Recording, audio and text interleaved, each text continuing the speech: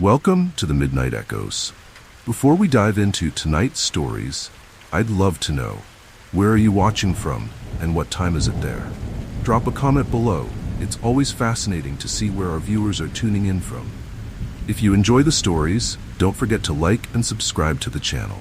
Now let's get comfortable, unwind, and prepare for tonight's eerie adventures.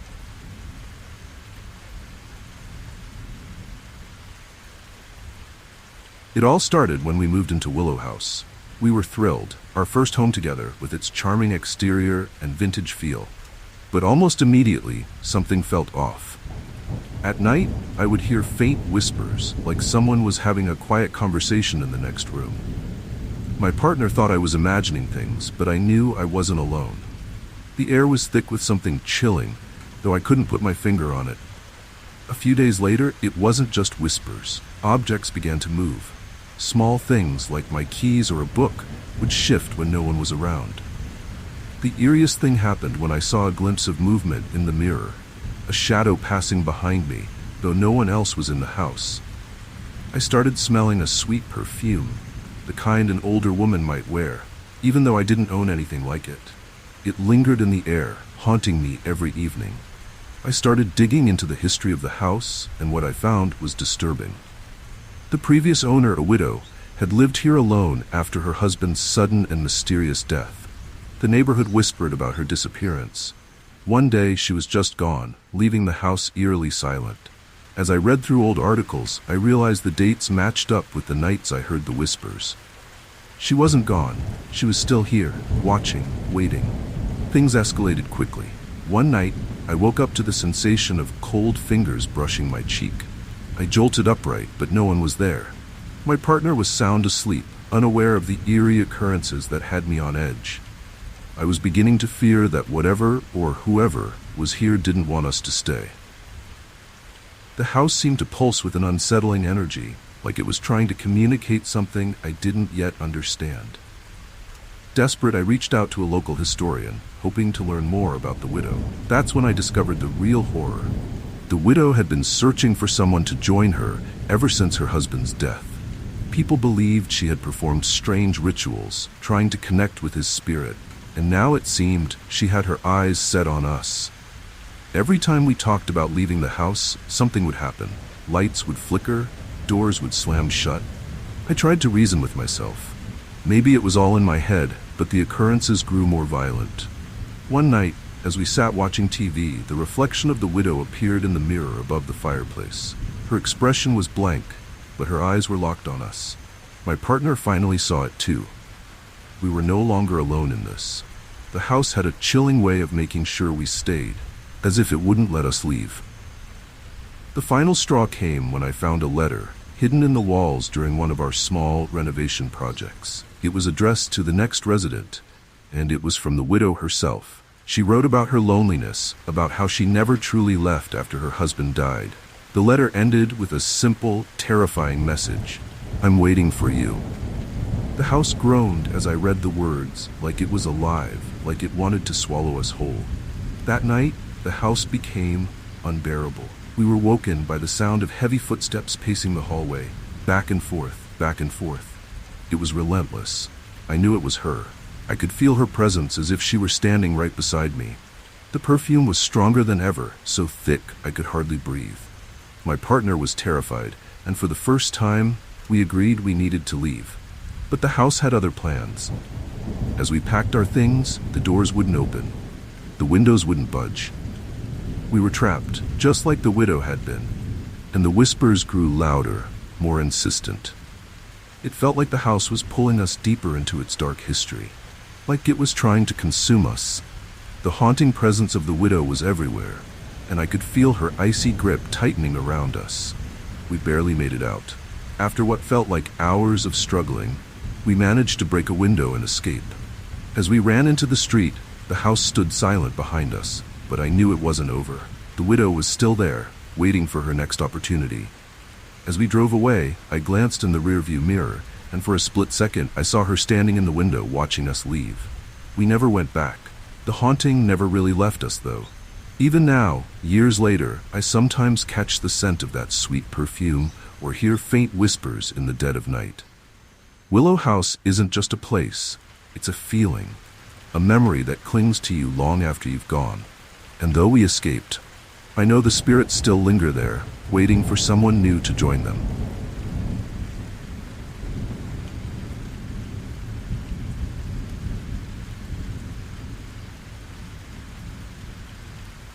When I first moved into the little cottage at the base of Maple Hill, it felt like a dream come true. It was quaint, cozy, and surrounded by a beautiful, peaceful forest. I didn't know much about its history, but the price was right, and the charm of the place was irresistible. For the first few nights, everything seemed normal, quiet even. But then, things started happening that I couldn't explain. It began with small, chilling sounds late at night, the distant echo of a child crying, faint but unmistakable. I figured it was just the wind, but the more I listened, the more it sounded real. One morning as I got up to make coffee, I noticed something strange. Muddy footprints tracked across the floor from the front door to the living room. The odd thing was, it had been a dry night, and I hadn't been outside. The footprints were small, as if a child had walked through the house while I slept. That's when I started to get nervous. I double-checked all the locks, but everything was secure. I told myself I must have missed something. There had to be a logical explanation. A week later, I learned about the cottage's dark past from a neighbor. The previous owner had been a grieving father, devastated by the disappearance of his young daughter years ago. Apparently, she vanished without a trace while playing in the woods near the cottage, and the father never recovered. He spent the rest of his life searching for her, convinced she was still out there somewhere. Eventually, the man died in that very cottage, alone and heartbroken. As I listened to the story, a haunting feeling crept over me. Could his grief have left something behind? After hearing that, the strange occurrences only intensified. The crying I'd heard at night became louder, almost as if it were coming from right outside my window. I'd rush outside to check, but of course, there was nothing there. Only the stillness of the woods. More footprints appeared, sometimes in odd places like the ceiling or walls, as if someone was trying to walk through every inch of the house. Each time it happened, I felt a weight in the air, a presence I couldn't shake. Things took a darker turn when I began seeing glimpses of the father himself. Late at night, just as I was about to drift off, I'd catch a shadow moving at the edge of my vision, standing by the door or pacing by the window. He never fully appeared, but I could sense his presence. It was as if he was watching me, waiting for something. I couldn't help but wonder if he thought I knew where his daughter was, or worse, if he was trying to get me to help him find her. One night, the crying was so loud it jolted me awake, my heart pounding in my chest. This time, it wasn't outside. It was coming from inside the house, echoing through the halls. I got up and followed the sound, trembling as I made my way down the stairs. As I reached the living room, I saw them, muddy footprints, leading straight to a chair by the window. And there, just for a moment, I saw the outline of a man sitting there, staring out into the woods. Then, just as quickly, he vanished. That was the moment I knew I couldn't stay. The house wasn't just haunted, it was consumed by grief, and it wasn't letting go of its past. The father's soul was restless, still searching, still waiting for answers. I felt like I was being drawn into his obsession, as if he believed I could somehow bring his daughter back. The eerie weight of it all pressed down on me, making it hard to breathe, hard to think. I didn't know how to help him, or if I even could. I tried ignoring it, pretending like it wasn't happening. But that didn't work. The more I ignored it, the more aggressive the hauntings became. Doors would slam shut on their own, and the crying turned into screams. One night, I woke up to find the entire living room covered in muddy footprints, circling around me as if the father was trying to trap me there. I could feel his desperation, his grief, and his anger. I had to leave. I packed my bags and called a moving company the next morning, determined to get out before things got worse. But as I was leaving, I found something that made me stop in my tracks. A small, dirty shoe hidden beneath the floorboards in the living room. It was old, worn, and covered in mud, but it was unmistakably a child's shoe. That's when I realized the truth. The father had been right. His daughter had never left. She had died, hidden in the house all along, and he had been searching for her in vain. I took the shoe and buried it in the woods, hoping it would give both of them peace. For a moment, I felt the air lighten, as if the cottage itself had taken a deep breath. But as I walked away, I couldn't shake the feeling that they were still there. Father and daughter, bound together by grief and loss, forever searching for what they could never truly find. Even now, as I write this, I can still hear the faint sound of crying in my dreams. I wonder if I'll ever forget it, or if they'll ever truly rest.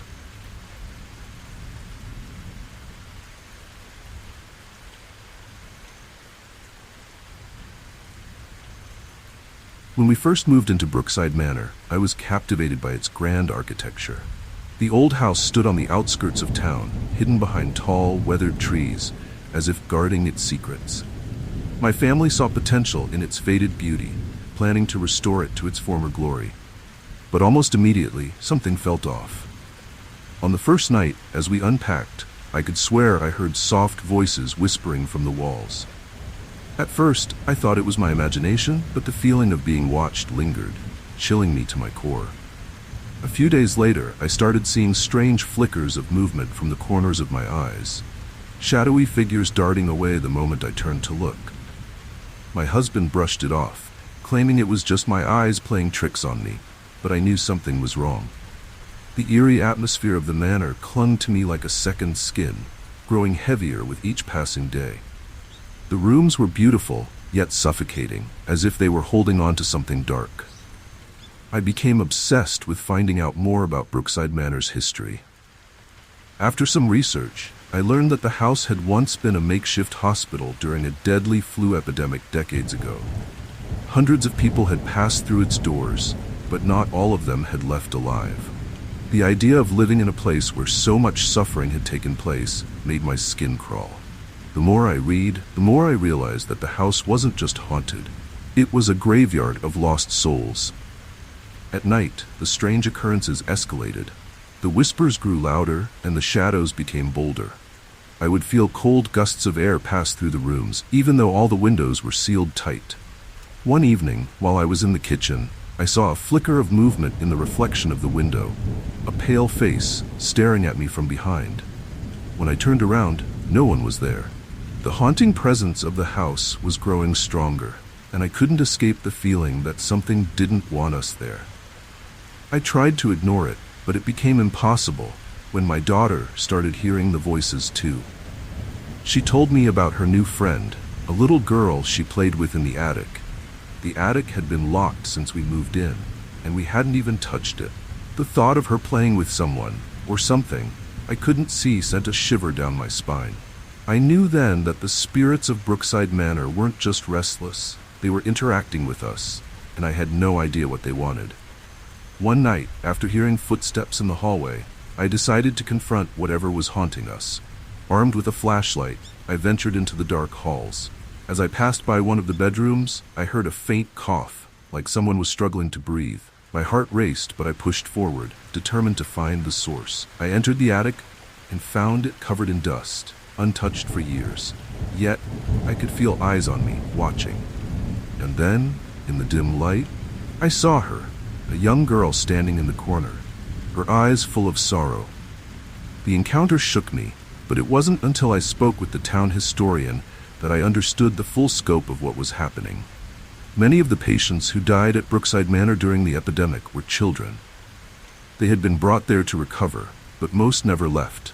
Their spirits, trapped by illness and fear, still wandered the halls, seeking the comfort they were denied in life. But not all of them were harmless. One spirit, in particular, was filled with rage. The spirit of a nurse who had been accused of negligence during the outbreak. She had died in the manor, and her fury hadn't been laid to rest. As I pieced the story together, the hauntings became more aggressive. Doors slammed on their own, objects moved, and the oppressive energy in the house grew unbearable. I couldn't shake the feeling that the angry nurse's spirit was targeting us, trying to drive us out. One night, I woke up to the sound of my daughter screaming. I rushed to her room, only to find her standing by the window, staring blankly outside. She pointed to the yard, where I saw a faint figure, standing by the tree line, watching the house. That was the final straw. We needed to leave. The house didn't want us, and I feared for my family's safety. We packed our things as quickly as we could, but the house seemed to fight back. As we carried boxes to the car, the front door slammed shut, trapping us inside. It felt as if the very walls were closing in, pushing us out, but keeping us trapped at the same time. The chilling weight of the spirits was palpable, and I could feel their desperation. It wasn't until we finally made it to the car that the house seemed to release its grip on us. As we drove away, I looked back at Brookside Manor one last time. The shadows in the windows were still there, watching us go. I knew we had escaped, but the spirits of the manor would remain, forever tied to the tragedy that unfolded within its walls. Brookside Manor may look like just another old house from the outside, but it's far more than that. It's a tomb, filled with the echoes of the past, and the spirits trapped within its walls will never find peace. We were lucky to get out when we did, but not everyone who steps through its doors is so fortunate.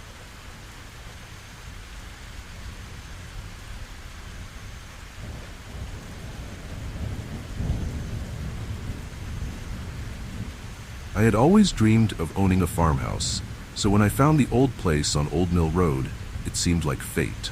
The house was run down, sure, but it had charm. The kind of charm that made me want to fix it up and call it home. Little did I know, the land had its own secrets, and the farmhouse held on to them tightly. The first few weeks were uneventful. I spent my days cleaning, repairing, and imagining what the place would look like once I was done. But then things started to change. It began with small, almost unnoticeable occurrences. The barn door, which I made sure to lock every night, would be wide open by morning. At first, I thought it was just the wind, but the locks were never broken and the latch was always secure. It was eerie, but I shrugged it off, thinking maybe I just hadn't closed it properly. That was my first mistake, assuming the house's oddities were harmless. One night, as I lay in bed, I heard it, the creak of footsteps outside, near the barn. My heart raced, and I peeked out the window, expecting to see an intruder. Instead, I saw a shadowy figure standing by the barn, barely illuminated by the moonlight. He was tall, with a wide-brimmed hat, and though I couldn't see his face, I felt his gaze on me. Chilled to the bone, I hurried downstairs to investigate, but by the time I reached the yard, the figure was gone. The barn door, however, was swinging open. I started asking around in town, trying to learn more about the farmhouse's history. What I found out was chilling. Years ago, the original owner had been found dead in the barn. No one knew how or why. The locals whispered about a curse on the land, that the farmer's spirit still wandered, protecting the property from anyone who didn't belong. It explained the strange occurrences, but I still didn't believe in ghosts. At least, not yet. As the days passed, the sightings became more frequent. Every night, the figure would stand by the barn, watching the house, and every morning, the barn door would be wide open again. It was as though he was trying to send me a message, though I couldn't figure out what. The nights were the worst, filled with creaks and groans, like the house itself was alive, breathing beneath my feet. Then one evening, while I was working late, I heard the unmistakable sound of footsteps inside the barn. I grabbed a flashlight and headed outside, determined to face whatever, or whoever was haunting the place. As I entered the barn, the air grew cold, and I saw him again. The farmer, standing in the shadows, his face still hidden, but this time, he moved toward me. My flashlight flickered, and for a moment, the barn was plunged into darkness. When the light came back on, he was gone, but the feeling of dread remained. I could sense it now. This was no friendly spirit. He wasn't just watching me, he was warning me. I had disturbed something sacred, and now I was paying the price. The next day I tried to put the house up for sale, but no one was interested. The townspeople knew the stories, and they weren't about to take a chance on cursed land. Desperate, I contacted a local historian who specialized in hauntings. He came to the house and spent the night in the barn, hoping to communicate with the spirit. The next morning he told me something I'll never forget. The farmer wasn't protecting the land, he was trapped there. His death had been violent, and his soul was bound to the barn, unable to move on until someone uncovered the truth. The historian warned me to be careful, that once a spirit knows you're aware of its presence, it becomes even more dangerous. That night, as I lay in bed, I heard the barn door creak open again, followed by footsteps coming toward the house. I froze, fear gripping me as the sound grew closer. The figure appeared at the window, staring in with cold, hollow eyes. This time, he didn't disappear. Instead, he stood there, motionless, watching me until the first light of dawn. I left Old Mill Road the next day, abandoning my dream of restoring the farmhouse. Some places, I realized, aren't meant to be lived in. They belong to the past, and no amount of renovation can change that.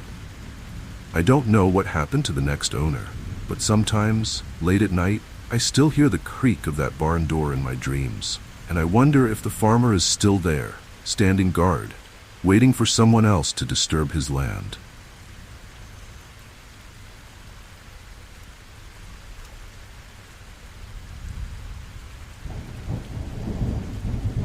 The moment we moved into the house on Langdon Street, we knew it needed work.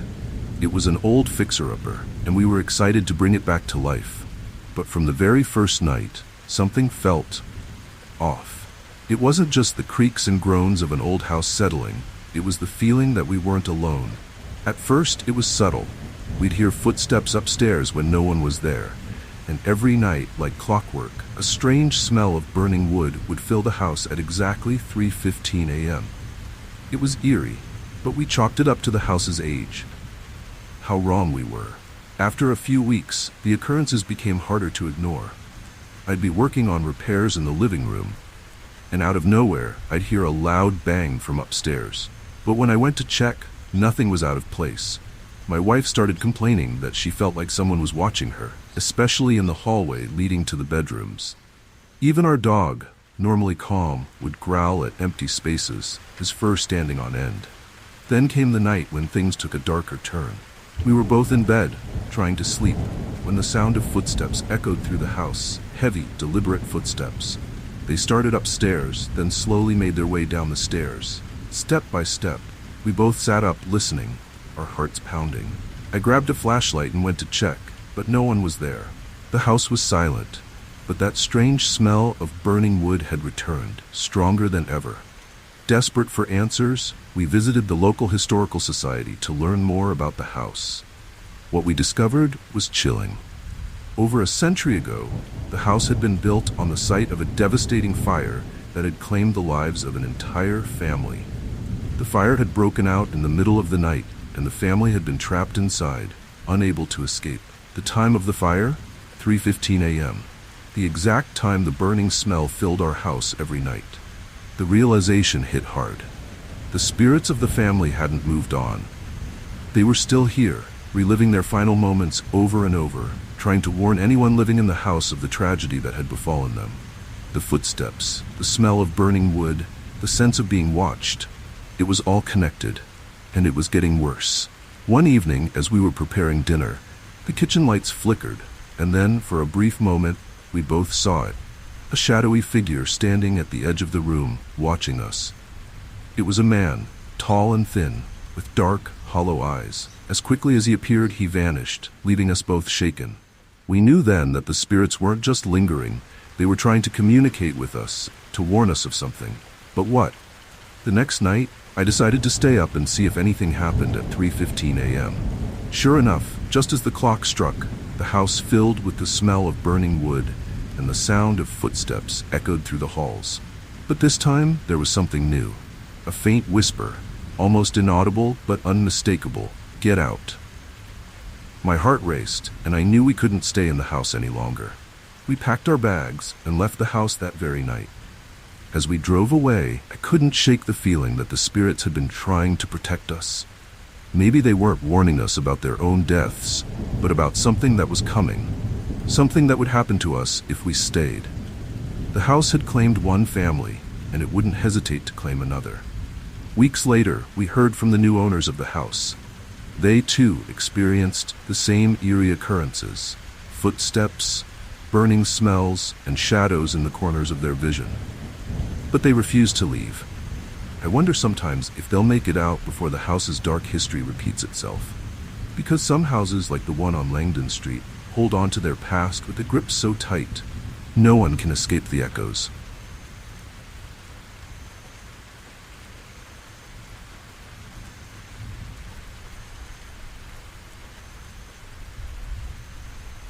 I inherited Seaside House from my grandmother, a charming old home perched on a cliff overlooking the ocean. As a child, I'd spent summers there, but I never knew much about its past.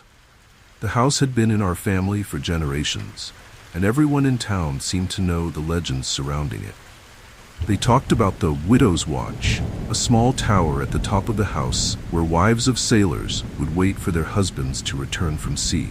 But one story stood out, about a woman who threw herself from the tower when her husband's ship never came back. Her ghost, they said, still lingered, waiting for him. At first, I didn't think much of it. The house was old, and with its creaky floors and drafty windows, it had a spooky charm, but nothing more. I spent the first few days cleaning and organizing, trying to bring some life back to the place. But every night, without fail, I'd hear the sound of faint weeping coming from the tower. At first, I thought it was the wind. After all, the ocean breeze was relentless. But the weeping was unmistakable, a soft, sorrowful sound that seemed to come from deep within the house. One stormy night, the weeping grew louder, and I decided to investigate. Climbing the narrow staircase to the Widow's Watch, I felt a cold chill run down my spine. The air was thick, and the closer I got to the top, the more uneasy I felt. When I reached the tower, I found nothing but a dusty old window overlooking the sea. But as I stood there, staring out at the stormy waves, I felt something behind me, a presence, cold and heavy, as if someone was standing right there, watching me. I spun around, but no one was there. The room was empty, save for the dust and the sound of the storm outside. Still, I couldn't shake the feeling that I wasn't alone. As I turned to leave, I felt it, a pair of icy hands on my shoulders, pushing me toward the window. My heart raced as I struggled to keep my balance, feeling the pressure urging me closer and closer to the edge. I broke free and bolted down the stairs, my heart pounding in my chest. The next morning, I told myself it had been a nightmare, a figment of my imagination. But deep down, I knew that something was wrong with Seaside House. I started asking around town, hoping to learn more about the woman who had died there. The locals were hesitant to talk, but eventually I pieced together the story. The woman, Mary, had lost her husband at sea, and after waiting months for his return, she threw herself from the tower in despair. Ever since, her spirit had haunted the house, waiting for him to come back. As the days went on, the hauntings intensified. Every time a storm rolled in, I'd hear the weeping, and each time I went to the tower, I felt the same icy hands pulling me toward the window. It was as if Mary wanted me to join her in her endless vigil. I began to fear the house, dreading each night when the wind would howl and the waves would crash against the cliffs. The Widow's Watch loomed over me, a constant reminder of the tragedy that had taken place there. One evening, I decided I couldn't take it anymore. I packed my bags, ready to leave Seaside House behind. But as I stood in the front hall, a storm began to brew outside, and the weeping started once again. This time, it was louder, more desperate, as if Mary knew I was trying to leave. Against my better judgment, I climbed the stairs one last time, determined to confront whatever was haunting the tower. When I reached the top, the air was freezing. The window rattled in the wind, and as I approached it, I saw her, just for a moment. A woman in a white gown, her face pale and twisted with sorrow, staring out at the sea. She turned to me, her eyes hollow, and I felt the same icy grip on my shoulders. But this time, I didn't run. I stood my ground and spoke to her, telling her that her husband wasn't coming back, that she didn't have to wait anymore. The room grew still, and for a moment, I thought I saw a flicker of understanding in her ghostly eyes. Then, as quickly as she had appeared, she was gone. The air warmed and the weeping stopped. I stood in the tower for what felt like hours, staring out at the sea, waiting for the storm to pass. And when it did, I knew that Mary had finally let go. I left Seaside House that week, but I'll never forget the haunting sound of her cries or the feeling of her hands on my shoulders. Some spirits, I realized, are bound not by anger, but by sorrow, trapped in a cycle of waiting for something that will never come. And sometimes, the only way to free them is to remind them that it's time to move on.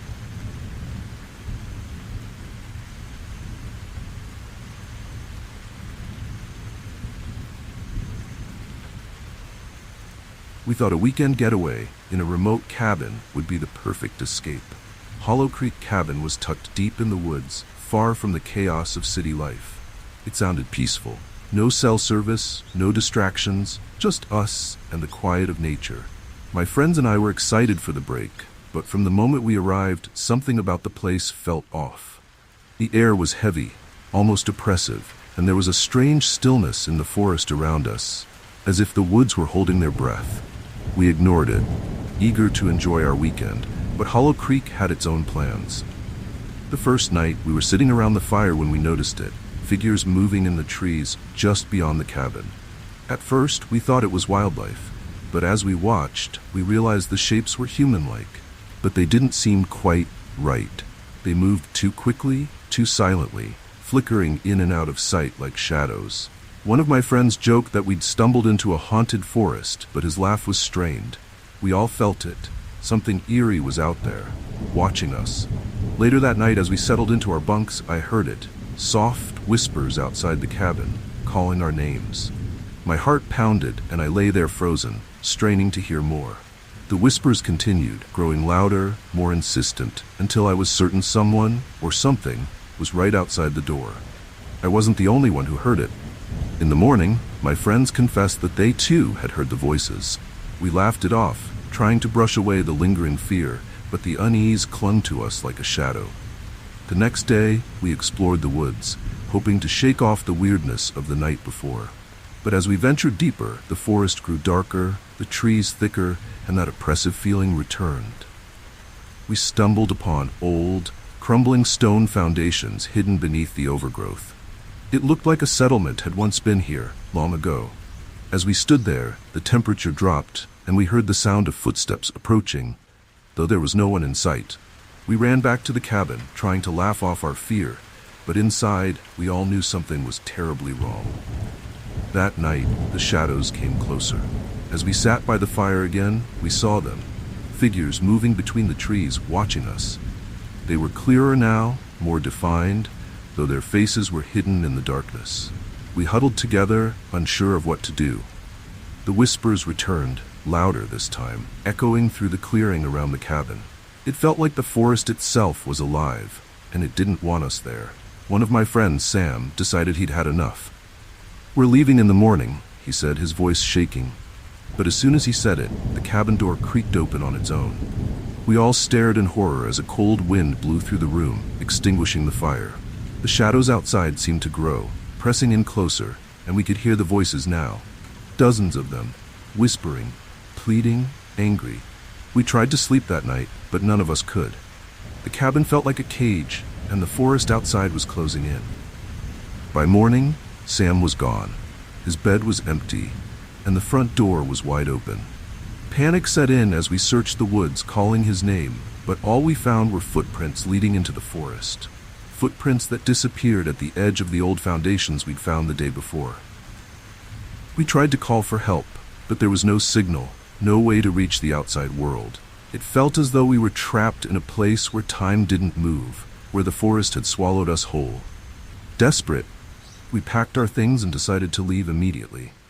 But the forest had other plans. As we trekked through the trees, the shadows followed us, always just out of reach, whispering, watching.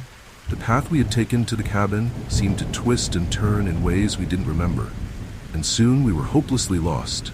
The forest was alive, and it was playing with us, leading us in circles, keeping us from leaving. By nightfall, we found ourselves back at the cabin. Exhausted and terrified, we huddled inside, barricading the door and windows. The shadows pressed closer, and the whispers became deafening. It felt like the forest was closing in on us, suffocating us. One by one, my friends disappeared, swallowed by the darkness, their voices joining the chorus of whispers outside. I was the last one left. As the shadows filled the cabin, I realized the truth. The settlement we had stumbled upon hadn't been abandoned. It had been consumed. The spirits of those who had lived there were still trapped, bound to the land, and now we had become part of their cursed history. The shadows weren't just watching us, they were claiming us, one by one. In the end, I don't know how I escaped. Maybe they let me go to tell their story, or maybe I'm still trapped in the forest, reliving the nightmare over and over. But one thing is certain, Hollow Creek Cabin isn't just a place in the woods. It's a graveyard, where the past never dies and the shadows are always watching, waiting for their next victim.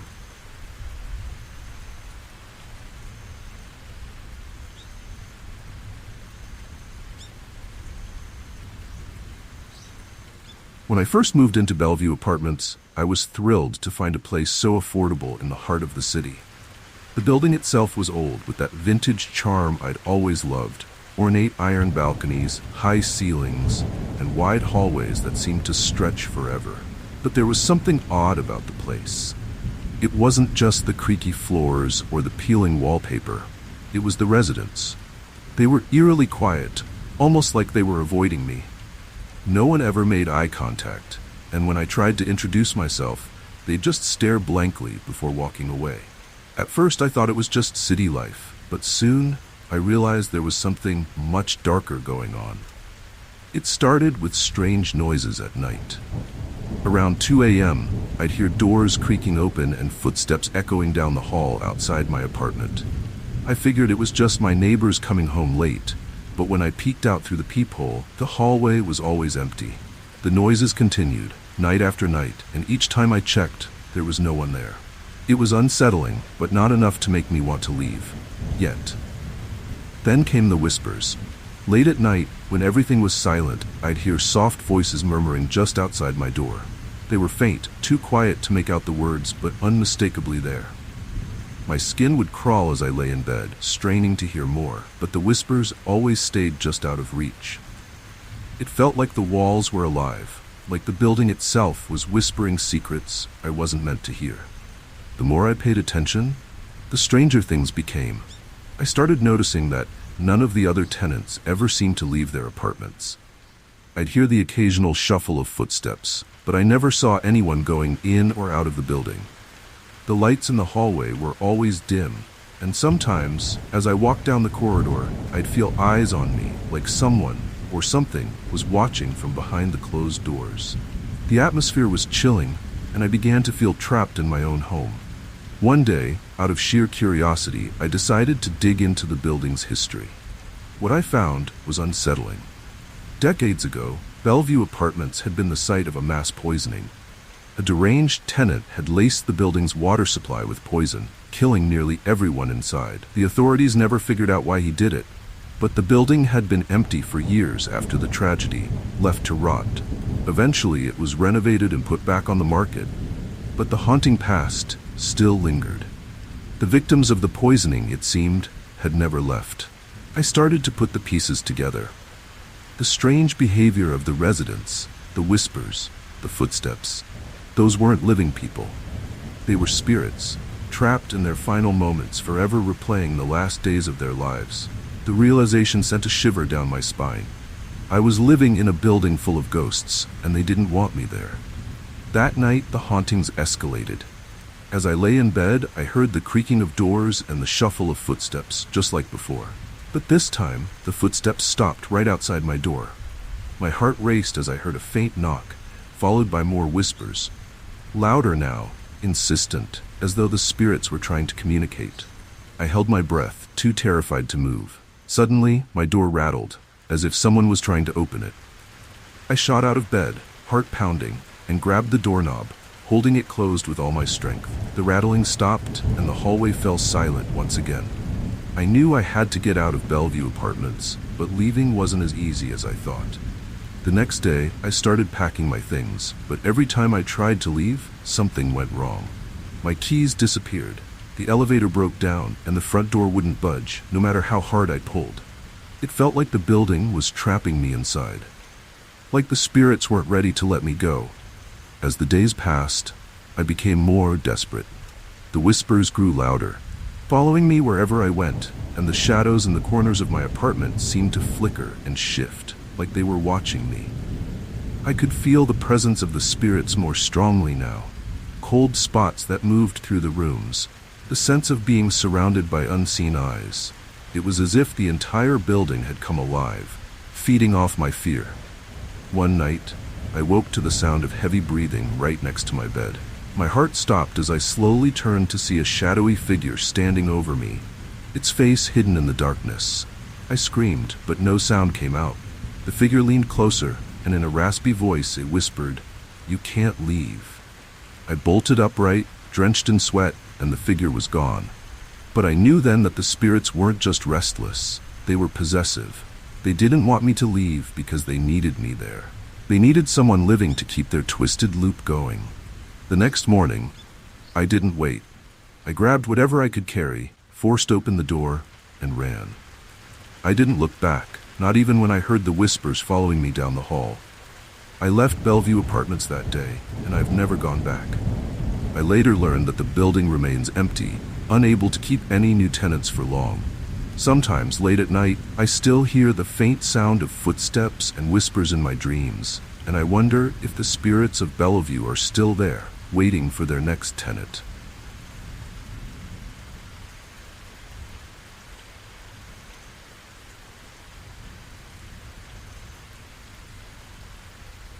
We thought buying Winley House was the opportunity of a lifetime. The sprawling estate with its towering windows and ornate architecture was exactly what we had been looking for to flip and sell for a huge profit. The price was suspiciously low, but we shrugged it off as a lucky break. The first few days were peaceful, almost too quiet. But as we settled in, strange things started happening, things that couldn't be explained. Books would fall off shelves without anyone near them, and we'd catch fleeting glimpses of figures in the reflections of the tall, dusty windows. At first, we laughed it off. Old houses have their quirks, we told ourselves, but the odd occurrences kept piling up. One night, I was in the library, leafing through some old books, when I felt a cold breeze pass by. All the windows were shut, but the temperature in the room dropped sharply. Then, out of the corner of my eye, I saw it, a shadowy figure standing by the window. I turned quickly, but there was nothing there. Still, I could feel a presence, something chilling lingering in the room. We tried to carry on with our renovations, but Winley House wasn't making it easy. Tools went missing, ladders tipped over, and we began hearing strange noises at night. Footsteps in the halls, the sound of furniture being dragged across the floor, even though no one was upstairs. The eerie atmosphere was starting to get to us, but we were determined to finish the job. Little did we know, the house had other plans. The turning point came when we found the old journal hidden behind a false panel in one of the bedrooms. It belonged to a previous owner, a man who had mysteriously disappeared along with his entire family. His writing became more frantic as the entries progressed, detailing how the house seemed to come alive, how it whispered to him in the dead of night, urging him to leave. But he hadn't left, and neither had any of the other owners before us. The house had a history, and not a good one. Every single owner of Winley House had either gone mad or disappeared without a trace. The centerpiece of the estate was the massive library, which was rumored to be cursed. Books would fall from the shelves on their own, pages fluttering as if being read by unseen hands. And the windows, those towering windows, always seemed to show figures standing just beyond the glass, watching us, even when no one was outside. Then the dreams started. Every night, both of us would have vivid nightmares of the previous owners, warning us to leave before it was too late. They whispered of the curse that had consumed their lives, how the house fed on their fears and trapped them within its walls. We'd wake up in a cold sweat, feeling like we weren't alone in our own bed. It was as if the house had its claws in us, refusing to let go. One night, while working late in the library, I glanced at the large window and saw a figure staring back at me. A man, dressed in old-fashioned clothes, his face pale and eyes hollow. He didn't move, just watched me from the other side of the glass. My breath caught in my throat, and when I blinked, he was gone. But the fear that gripped me stayed. It wasn't just a hallucination. I had seen him. We decided we couldn't stay any longer. The house was cursed, and we knew it. But as we packed up, the hallucinations became worse. My partner began talking about the house as if it were alive, as if it had spoken to him. He insisted that we couldn't leave, that the house wouldn't let us go. I realized then that the house had already started to consume him, just like it had with the others. Desperate, I reached out to a local historian who had studied Winley House for years. He told me there was only one way to break the curse. We had to burn the library. The library was the heart of the house, where the curse had taken root. Destroying it was the only way to free ourselves and stop the house from claiming more victims. But burning down part of a house we had poured so much work into, it felt like madness. But in the end, we had no choice. Late one night, we gathered what little courage we had left and set fire to the library. As the flames roared to life, we heard it, a deep, guttural groan, like the house itself was in pain. The windows shattered, and for a brief moment, we saw them, the ghosts of the previous owners, standing in the flames, watching us with hollow eyes. When the fire finally died down, the house was still standing, but the curse was broken. We left Winley House that very night, never to return. The next owners would find nothing but a charred library and a haunting history. But as we drove away, I couldn't shake the feeling that the house was still watching us, waiting for its next victim.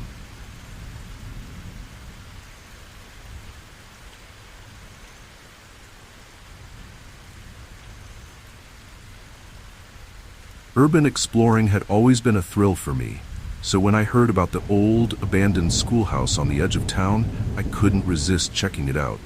The place had been closed for decades, left to rot after a mysterious fire swept through it. The local kids would dare each other to go inside, but no one ever did. The moment I stepped inside, I understood why. The air was thick with dust and decay, and the long, empty hallways seemed to stretch on forever. There was something eerie about how time had stopped here. Old desks still lined the classrooms, children's drawings hung crooked on the walls, and textbooks lay open on long-forgotten lessons. As I wandered deeper into the school, I felt a strange chill in the air. The sunlight filtering through the broken windows seemed to fade, and the shadows grew longer. I brushed it off as nerves. After all, an empty schoolhouse at dusk was bound to feel creepy. But as I turned a corner, I saw something that stopped me in my tracks. Carved into the walls were strange symbols, ones I couldn't recognize, but they sent a shiver down my spine. It was as if someone had been here recently, but the dust on the floor was undisturbed. I continued exploring, trying to ignore the unsettling atmosphere. But then, as I entered what must have once been the principal's office, I heard it, faint laughter echoing through the halls. I froze, straining to listen. The sound was distant but unmistakable, the laughter of children, playing, carefree. But the school had been abandoned for over 50 years. There couldn't possibly be anyone here. My heart raced, and I quickly made my way out of the office, trying to convince myself it was just the wind or maybe a bird. But deep down, I knew better. As I ventured toward the gymnasium, the laughter grew louder, accompanied by the faint sound of footsteps running down the halls. Every hair on my body stood on end, and I had the sudden, overwhelming feeling that I wasn't alone. I pushed open the door to the gym, half expecting to find someone inside, but it was empty. Dust floated through the air, illuminated by the last rays of daylight. But then I saw it. At the far end of the gym, standing in the shadows, was the faint figure of a teacher, watching me. My heart pounded in my chest as the figure slowly turned and walked away, disappearing through a side door. I stood frozen, unsure of what to do. Part of me wanted to follow, to see if what I'd seen was real, but another part of me screamed to leave. Against my better judgment, I followed the figure into the hallway, where the air had grown even colder. The laughter had stopped, replaced by a deafening silence that pressed down on me like a weight. As I made my way through the maze of hallways, I began to understand why no one had dared enter this place. The spirits of the children and teachers who had perished in the fire were still here, reliving their final moments over and over. I could feel their presence all around me, watching, waiting. The further I went, the more oppressive the atmosphere became. Every corner I turned, I half expected to see a face staring back at me. Then, without warning, the sound of children's laughter returned, this time louder, closer. I spun around, but the hall was empty. The lights overhead flickered, casting long shadows that danced on the walls. I felt a hand brush against my arm, cold and light, but when I looked, there was no one there. Panic gripped me, and I broke into a run, desperate to get out of the school. But the schoolhouse didn't want me to leave. The doors I had entered through were locked, the windows too high to climb. I was trapped, and the ghosts of the children were growing bolder. Their laughter echoed through the halls, followed by the sound of desks being dragged across the floor, as if they were preparing for class. I stumbled into one of the classrooms, and there, written in chalk on the blackboard, was a message: "We're still here." Terrified, I backed out of the room, my hands shaking. I had to find another way out. I bolted down the hall, my footsteps echoing against the cracked tiles. The ghosts weren't just watching me. They were toying with me, pulling me deeper into their world. And then I saw her, the teacher again, standing at the end of the hall, her face pale and expressionless. She raised a hand, as if beckoning me forward. But I knew if I followed, I might never leave.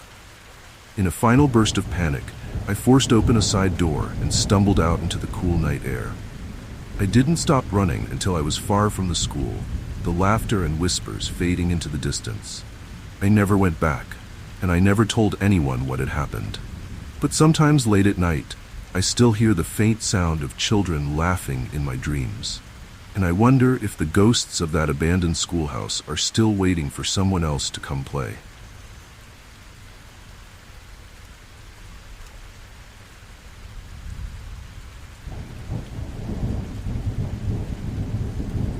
When we bought the house near Moonlit Hill, we didn't think much about the local folklore. It was just a story, after all, a witch executed centuries ago, her curse lingering over the land. The house itself was remote, nestled in the woods, and we were excited to get away from the city for a while. It wasn't until after we moved in that we began to notice strange things. The first night, I woke to the sound of chanting outside. It was faint, almost like a distant echo, but it was unmistakable. I brushed it off as wind through the trees, though it left me uneasy. Over the next few days, the chanting continued, always late at night. At first, my friends didn't believe me, but soon they started hearing it too. We explored the house and found strange symbols carved into the walls, symbols none of us recognized, but they looked ancient. It felt like the house was hiding secrets, but none of us dared to ask what those secrets were. We laughed it off during the day, but the nights became more chilling as the chanting grew louder. Then, one of us, Rachel, started to feel ill. It came on suddenly. She complained of headaches, nausea, and a strange heaviness in her chest. We didn't think much of it at first, but as her condition worsened, we grew more worried. Doctors couldn't explain it, and no medicine seemed to help. The atmosphere in the house grew darker, the air thicker, and we couldn't shake the feeling that something was watching us. The witch's legend, which we had once dismissed, now hung over us like a shadow. One night, I woke to find Rachel standing in front of the mirror, staring at her reflection. Her eyes were glazed over, and she was muttering under her breath, chanting, just like the voices we'd heard outside. I called her name, but she didn't respond. When I shook her, she snapped out of it, confused and frightened, with no memory of what she'd been doing. That's when we knew we had disturbed something far more sinister than we had imagined. We started digging into the local history, talking to townspeople, and searching through old records. The legend of the witch was more than just a story. She had been executed on Moonlit Hill after being accused of cursing the town. They said she had vowed revenge on anyone who dared set foot on her land, and her spirit still roamed the woods, seeking those who disturbed her rest. The symbols in our house matched those found on her grave, and it became clear that we had somehow awakened her. The haunting escalated. The chanting, once outside, now echoed through the house, filling every room with a chilling, otherworldly sound. Strange symbols appeared on the walls overnight, even though we hadn't touched them. Objects moved on their own, and the temperature in the house dropped to freezing, even in the middle of summer. We were trapped, unable to leave as Rachel's illness worsened. Desperate, we sought help from a local historian who specialized in folklore. He told us that the witch's curse was real, and that she was still seeking vengeance. The only way to break the curse was to find the spot where she had been executed and perform a cleansing ritual. It sounded ridiculous, but at this point, we were willing to try anything. The historian gave us instructions and warned us to be careful. The witch's spirit was powerful, and if we made a mistake, we could make things worse. That night, we ventured up to Moonlit Hill, the air heavy with the threat of a storm. The chanting followed us through the woods, growing louder with each step. When we reached the hilltop, we found the witch's grave, a crumbling, moss-covered stone marked with the same symbols we had seen in the house. We set up for the ritual, following the historian's instructions to the letter, but as soon as we began, the wind picked up, howling through the trees. The air grew colder, and we could feel her presence, watching us, furious that we had dared to disturb her. Rachel collapsed, writhing in pain, and the chanting grew deafening. We pressed on with the ritual, reciting the words we had been given, our voices barely audible over the wind. The ground beneath us shook, and for a moment, I thought we had failed. But then, as suddenly as it had started, the wind stopped. The chanting faded, and the air grew still. Rachel's breathing slowed, and the heaviness lifted from the air. We had done it. The curse had been broken. We left Moonlit Hill that night, shaken but alive. Back at the house, the symbols had disappeared, and the air felt lighter, as if the witch's presence had finally left. We packed up and left the house for good, never looking back. But sometimes, late at night, I can still hear the faint sound of chanting in the distance. And I wonder if the witch's curse was truly lifted, or if she's just waiting for her next victim.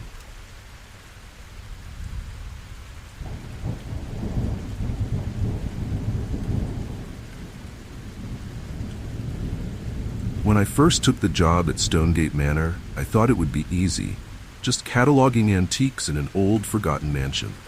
The place had been abandoned for years, but the owner had finally decided to sell it, and they needed someone to go through everything. I've always loved history, so I jumped at the chance. But from the moment I stepped inside, something felt wrong. The house was beautiful, in a haunting way, but there was a heaviness in the air, like the walls were holding on to secrets. Little did I know, Stonegate Manor had more than just antiques hidden away. The first night I stayed late, I started hearing strange noises. At first, it was faint, a creak here, a shuffle there. Old houses make noises, I told myself, so I didn't think much of it. But then I heard footsteps, slow and deliberate, coming from the room above me. I knew I was the only one in the house, but it felt like someone, or something, was walking around. My skin prickled, but I ignored it and kept working. Maybe the house was settling, I thought, trying to convince myself. As I continued cataloging, I found a bundle of old letters hidden in the wall behind a painting. They were faded with age, written by the original owner, a wealthy businessman named Henry Langford. The letters were strange, filled with mentions of secrets and betrayal, as if Henry had been hiding something before his death. The more I read, the more it became clear. He hadn't died of natural causes. The letters hinted that someone in the house had killed him, though the truth had never been uncovered. It was chilling to realize that this wasn't just an old house, it was the scene of a crime. After I found the letters, the atmosphere in the house changed. The noises at night grew louder. Footsteps, whispers, even the sound of someone pacing back and forth in the rooms above. The temperature would drop suddenly, and cold spots followed me as I moved from room to room. I could feel eyes on me, watching, waiting. It was as if the house knew I had discovered something, and it wasn't happy about it. One night, while working late, I heard a door slam upstairs. My heart pounded in my chest as I grabbed a flashlight and cautiously made my way up the grand staircase. The hallways were dark, and the light from my flashlight barely pierced the shadows. As I approached the room where I'd heard the door, I saw it. Henry Langford's ghost, standing at the window, staring out into the night. His face was pale, his eyes hollow, and though I was terrified, I couldn't move. He turned slowly, locking his empty gaze on me, and then he was gone. After that night, I knew Henry's spirit was still in the house, bound by the secrets that had led to his death. I began researching his life, determined to uncover the truth. As I dug deeper into the mansion's history, I learned that Henry had been involved in a scandal before his death. He had been betrayed by someone close to him, his business partner, perhaps, or even a family member. But the mystery of who had killed him remained unsolved, and it was clear that Henry's spirit wouldn't rest until the truth was revealed. The hauntings intensified. I'd hear Henry's voice, a faint whisper in the dead of night, pleading for justice. Objects would move on their own, doors would open and close without warning, and the pacing upstairs never stopped. It was as if Henry was trapped in a loop, endlessly reliving the final moments of his life. The more I uncovered, the more dangerous the hauntings became. It felt like the house itself was alive, angry that I was getting closer to the truth. Then, one night, I found the final piece of the puzzle. Hidden behind a loose floorboard in the library was Henry's journal. In it, he detailed his suspicions about those around him, how he had grown paranoid, fearing that someone would betray him. The last entry was the most chilling. "I know they will come for me soon. If I die, the truth will be buried with me." The journal confirmed what I had feared. Henry had been murdered, and his killer had gotten away with it. With the journal in hand, I performed a small ritual I had read about in an old book on hauntings. It was supposed to help spirits find peace. But as I spoke the words, the house seemed to react. The lights flickered, and the air grew heavy, as if the house was fighting back. But then, just as quickly, it stopped. The cold spots vanished, the footsteps ceased, and for the first time since I had arrived, the house was silent. I left Stonegate Manor that night, leaving the letters and journal with the local authorities.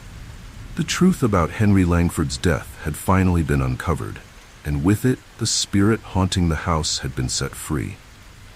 But I couldn't shake the feeling that the house still held secrets, that its walls had witnessed things no one would ever know. As I drove away, I glanced back at the manor, its dark silhouette looming against the night sky. I knew I'd never return.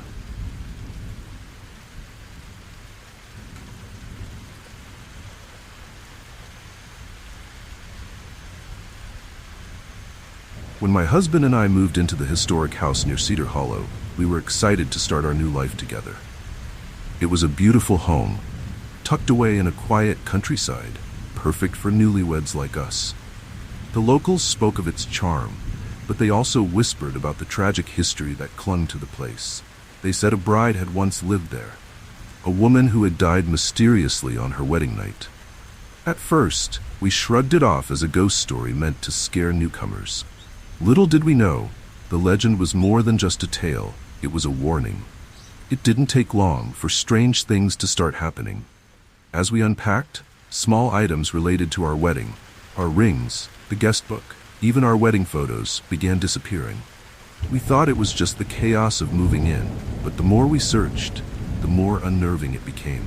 One evening, while sorting through boxes, I noticed something chilling. Out of the corner of my eye, I saw a figure. A woman in a tattered wedding dress, standing in the doorway. When I turned to look, she was gone, but the air in the room had grown cold. The following nights grew more disturbing. I'd hear soft footsteps outside our bedroom door, followed by the faint rustle of fabric, like a gown sweeping across the floor. My husband didn't believe me at first, chalking it up to the house settling, but when he heard the noises too, we both knew something was very wrong. The presence in the house felt heavy, as though someone was watching us, waiting, and the smell, an overwhelming scent of decaying flowers, began filling the house at odd times, as if something was rotting in the walls. One night I woke in the middle of the night to find the bedroom window open, though we had locked it before going to bed. As I approached to close it, I saw her again. The bride. She was standing in the yard, staring up at me with hollow, lifeless eyes. Her dress, once white, was now dirty and torn, and her face was pale, almost translucent. My heart raced as she slowly raised her hand, pointing directly at me. I slammed the window shut, shaking with fear. We began researching the house's history, desperate to understand what was happening. We found out that over a century ago, the house had been home to a couple who had married there. But on their wedding night, the bride was found dead, her body cold and lifeless in the bridal suite. The cause of her death was never determined, and rumors spread about a curse that followed anyone who married in the house. The bride's spirit, they said, still lingered, angry and vengeful. As the days passed, the haunting grew more intense. The bride's presence was inescapable. Every mirror in the house showed glimpses of her standing just behind us, her hollow eyes watching our every move. I started waking up in the middle of the night, feeling her cold breath on the back of my neck, as though she was right there in the room with us. My husband, too, began seeing her, and the tension between us grew as we struggled to figure out what she wanted.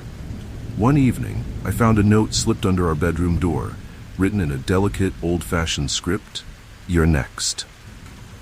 My blood ran cold as I realized the bride's spirit wasn't just haunting us, she was trying to claim us.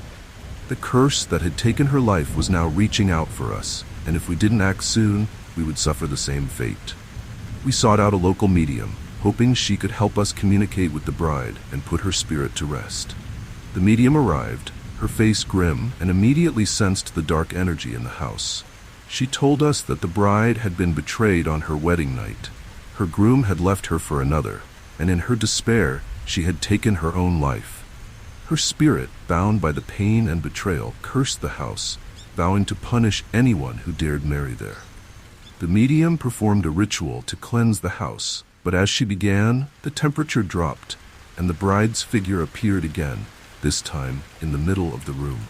Her expression was twisted with anger, and the windows rattled as though the house itself was shaking. "Leave," she hissed, her voice echoing through the walls. The medium chanted louder, and slowly the bride began to fade, her figure dissolving into a cloud of mist. When the ritual was over, the house was still, but we knew the bride's spirit wasn't entirely gone. We left Cedar Hollow the next day, unwilling to spend another night in that cursed house. Even now, I can still feel her cold eyes on me when I close my eyes, and I sometimes wonder if the curse will follow us wherever we go. The house remains empty, but the locals say they still see her standing by the window, waiting for her next victim. Some stories, it seems, never die.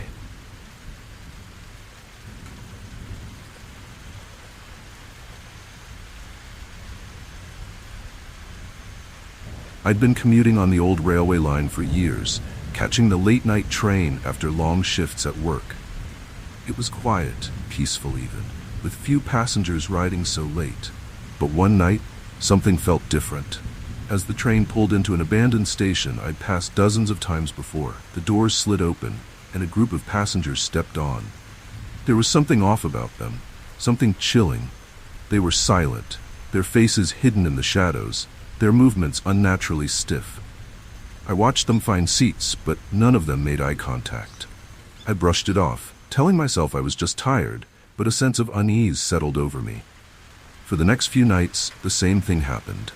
The train would stop at the abandoned station, and those strange passengers would board again. Always silent, always disappearing into the far corners of the car. Their presence sent a shiver down my spine, but they never seemed to notice me, and no one else on the train reacted to them. It was as if I was the only one who saw them. Then, one night, I couldn't help but stare. As we passed through a tunnel, the lights flickered, and in the brief flashes of darkness, I could see their faces, pale, gaunt, with hollow eyes that seemed to stare right through me. My heart raced as I realized these passengers weren't normal. They were something else, something eerie and haunting. I began asking around about the abandoned station, hoping for some kind of explanation. An old conductor, one of the few who'd worked the line for decades, told me a story that made my blood run cold. Years ago, there had been a terrible accident. A train had derailed at that very station, killing dozens of passengers. The station had been closed ever since, left to rot along with the memories of that night. But some said the spirits of the victims never left. The next time I boarded the train, I couldn't stop thinking about the accident. My eyes were glued to the station as we approached, waiting for those ghostly passengers to appear again. And sure enough, as the train pulled in, they stepped on, their movements stiff, their eyes vacant.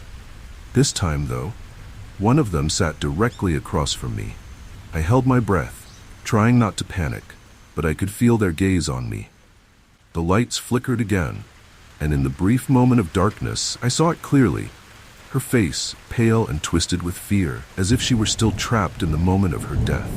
The train ride felt like an eternity, and when it finally pulled into my stop, I bolted off without looking back. My heart was pounding, and my hands were shaking. I had seen enough. But the haunting wasn't over. The next night, the train didn't stop at the abandoned station, but I still saw them, the passengers, standing outside the window as we sped past, their faces pressed against the glass watching me, their eyes filled with an unspoken demand. I knew then that I couldn't just ignore what was happening. These spirits were trapped, reliving their final moments over and over, and somehow I had become part of their loop. Desperate for answers, I returned to the site of the derailment during the day. The station was crumbling, overgrown with weeds, but as I walked along the tracks, I felt the presence of something dark lingering in the air. The closer I got to the wreck site, the heavier the atmosphere became. I could hear faint whispers, almost like distant cries for help. That night, I boarded the train again, determined to confront the spirits. As we approached the station, I stood up and walked toward the doors, even though my stop was still far ahead. When the train pulled in, the doors opened, but this time, I didn't just watch. I stepped out onto the platform where the ghostly passengers stood, waiting. The air was cold, unnaturally so, and the silence was suffocating. One of the spirits, the woman with the pale face, turned to me, her eyes hollow, and whispered, "We're still here." I didn't know what to say, my throat dry with fear, but I nodded, acknowledging their presence, and for a brief moment the air around me felt lighter. The spirits didn't move, but I could feel their desperation, their need to be remembered, to have their tragedy acknowledged. The train's doors closed behind me, and I stood there alone on the platform, staring at the figures as they slowly faded into the shadows. I haven't taken that train since. I can't. Every time I think about it, I remember the faces of those passengers, still trapped in the moment of their deaths, still riding that midnight train. I wonder if they'll ever find peace, or if they're destined to haunt that old line forever. Some nights, when I lie in bed, I can still hear the faint rumble of the train passing by, and I wonder if they're waiting for me to join them again.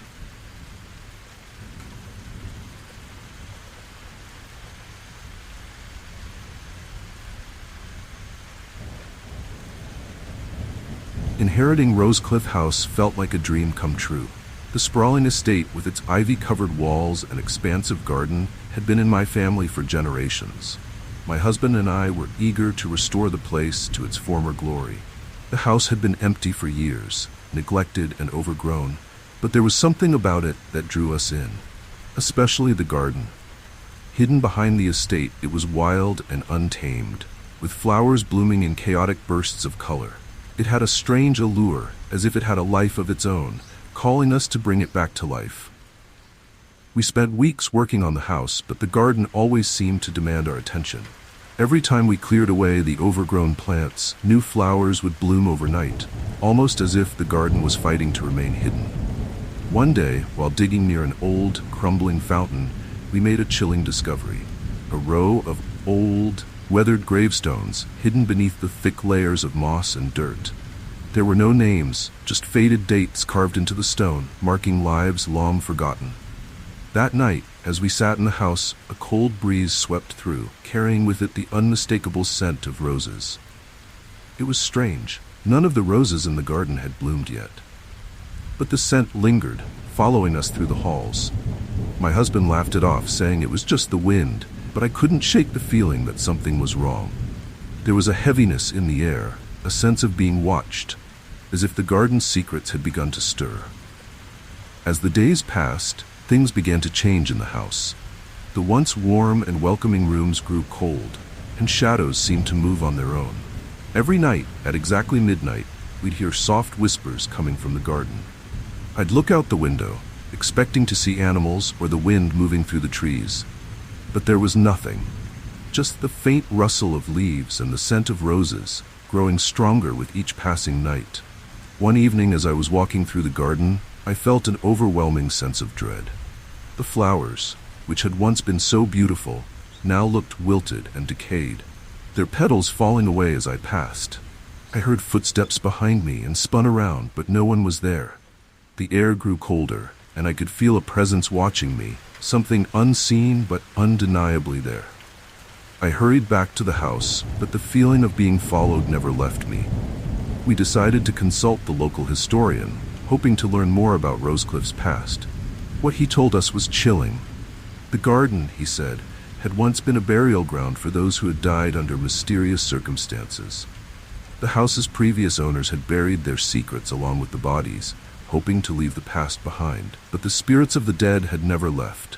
They were tied to the land, their unfinished business haunting the estate, waiting for someone to uncover the truth. After hearing the story, the hauntings grew more intense. Every night, the whispers grew louder, and the scent of roses became overwhelming, almost suffocating. Objects in the house would move on their own, and the shadows in the garden seemed to take on human shapes, flitting between the trees. It was as if the spirits of those buried in the garden were trying to reach out, desperate to be acknowledged, to have their stories told. One night, as the clock struck midnight, I woke to the sound of soft weeping coming from the garden. I crept to the window and saw them, figures moving among the flowers, their forms barely visible in the moonlight. They were dressed in old-fashioned clothes, their faces pale and sorrowful. My heart raced as I watched them, knowing that these were the spirits tied to the graves we had uncovered. They were waiting for something, but I didn't know what. Desperate to end the hauntings, my husband and I decided to return to the garden, hoping to find some way to put the spirits to rest. As we dug deeper around the gravestones, we uncovered old letters and personal belongings buried alongside the bodies, tokens of lives that had been cut short, secrets that had been hidden away for generations. It was clear now that the spirits were tied to these items, unable to move on until their stories were told. With the historian's help, we held a small ceremony, acknowledging the lives of those buried in the garden and promising to keep their memory alive. As we placed the letters and belongings back into the earth, the air around us seemed to lighten. The scent of roses faded, and the whispers finally stopped. For the first time since we had arrived, Rosecliff House felt peaceful. We left the garden that night, knowing that we had uncovered something far darker than we had ever imagined. The spirits of Rosecliff had found peace, but the house would never be the same. Even now, years later, I sometimes catch the faint scent of roses on the wind, and I wonder if the garden is still waiting, still holding on to secrets yet to be discovered.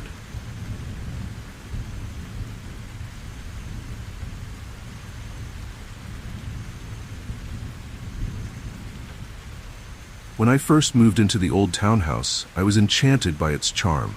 It was a bit run down, with creaky floors and peeling wallpaper, but I loved the character it had. The attic, though, was another story. From the moment I stepped foot in the house, I felt something off about that space. It was dark and cluttered, filled with old furniture and boxes, like a room forgotten by time. But it wasn't just the atmosphere that unsettled me. It was the strange noises I started hearing at night. At first, I thought it was just the house settling, but the more I listened, the clearer it became. The noises weren't random. They were whispers. I told myself it was my imagination. I had just moved in, and it was an old house after all. But the whispers grew louder with each passing night. They started out faint, barely audible, like someone talking from far away. But soon, they became more distinct. They were calling my name. It sent a chill down my spine. I wasn't the type to believe in ghosts, but it was hard to ignore the eerie feeling that washed over me every time the whispers started. One night, I decided to investigate. Armed with a flashlight, I made my way up the narrow staircase to the attic. The air was thick with dust, and the smell of something musty filled my nose. The whispers seemed to stop the moment I opened the attic door. I shone my flashlight around, half expecting to find something, or someone, hiding in the shadows. But there was nothing. Just old furniture draped in white sheets and piles of forgotten belongings. As I turned to leave, something caught my eye. Tucked behind an old trunk was a small, leather-bound diary. It looked ancient, its pages yellowed and brittle. Curiosity got the best of me, and I opened it. The entries were written in a delicate hand, belonging to a woman named Alice, who had lived in the house many years ago. As I read, a sense of dread settled over me. Alice's last entries were filled with paranoia and fear. She wrote about hearing voices in the attic, whispers that called her name, just like what I was experiencing. The next few nights were worse. The whispers grew more persistent, sometimes waking me in the middle of the night. I could hear them forming words now, though I couldn't always understand them. It was as if they were trying to tell me something, but the more I listened, the more I felt trapped, like the voices wanted something from me. I thought about leaving, but part of me couldn't shake the feeling that I needed to stay, that I needed to figure out what was going on. As I delved deeper into Alice's diary, I learned that she had disappeared under mysterious circumstances. No one knew what had happened to her, but her last entries hinted at something dark. She wrote about feeling watched, about hearing the whispers telling her to do things. The more I read, the more I realize that Alice hadn't left the house at all. She had never truly left the attic. The whispers became louder, more insistent. They didn't just come at night anymore. They followed me throughout the day, soft and persistent, like a constant presence hovering just out of sight. I began seeing shadows in the corner of my vision, flickering just out of reach.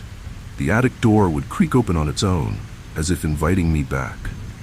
I was being drawn in, just like Alice had been. One night, unable to ignore the pull any longer, I climbed back up to the attic. This time I felt different. More determined, but also more afraid. The whispers were louder now, clearer. They called my name, over and over. My hands shook as I searched the attic, looking for some sign of Alice. That's when I found it. Behind a false wall, hidden beneath floorboards, was Alice's old, crumbling diary, filled with the final words she had never shared. In her last entry, she wrote that the voices weren't just in her head. They were coming from the house itself, trying to claim her. As I read her words, I felt a cold hand brush against my neck. The attic door slammed shut behind me, and the air grew thick with the sound of whispers, louder than ever. They weren't just calling my name anymore. They were demanding something. I could feel the weight of the house pressing down on me, its presence suffocating. The whispers had become screams, and in that moment, I knew the truth. Alice hadn't disappeared. She had been taken by the house, just like it was trying to take me. I don't remember how I got out of the attic. I ran, my heart pounding, and left the house that night, never to return. I later learned that every tenant before me had experienced the same thing. The whispers, the strange happenings, the feeling of being watched. The house had a hold on people, and once it had you, it didn't want to let go. I'm still haunted by the sound of those whispers, by the feeling of cold hands brushing against me in the night. I wonder if Alice is still there, trapped in the attic, her voice lost among the others. And sometimes, when the night is quiet, I can still hear it. Faint whispers calling my name, as if the house hasn't quite let me go.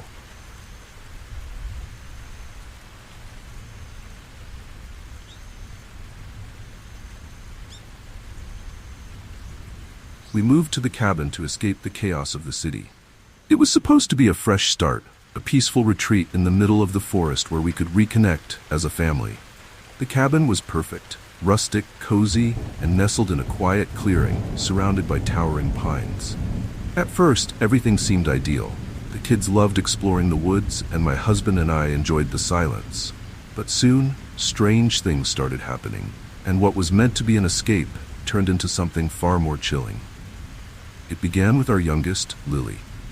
One evening, as we sat around the campfire roasting marshmallows, she pointed toward the tree line and said, "There's a man over there." We all turned, but there was no one. The forest was still, with nothing but the sound of the crackling fire.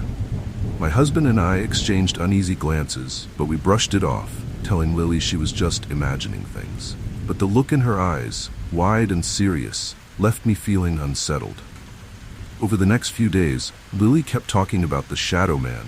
She said he stood just at the edge of the forest, watching the cabin. At first, we thought she was making up a story, but the way she described him, tall, dark, without a face, made my skin crawl. I'd find her staring out the window, her little face pressed against the glass, watching the woods. "He's out there again," she'd whisper. I started feeling paranoid, always glancing toward the trees, but I never saw anything. Not yet. One night, while lying in bed, I heard footsteps outside. Slow, deliberate crunches of leaves and twigs. My heart raced as I sat up, straining to hear more. I nudged my husband awake, but when we both peered out the window, there was nothing but darkness. The footsteps stopped, leaving behind an eerie silence. I convinced myself it was an animal, but deep down, I knew something wasn't right. The next day, the woods seemed different, darker, heavier. Even the air felt thick, like we were being watched. The kids stayed close to the cabin, no longer eager to explore. That afternoon, while I was chopping firewood, I glanced up and saw it. A figure standing between the trees, just beyond the clearing. My heart skipped a beat. It was just as Lily had described. Tall, dark, and featureless. blending with the shadows of the forest. I blinked, and he was gone. But the feeling of being watched lingered. That night, things escalated.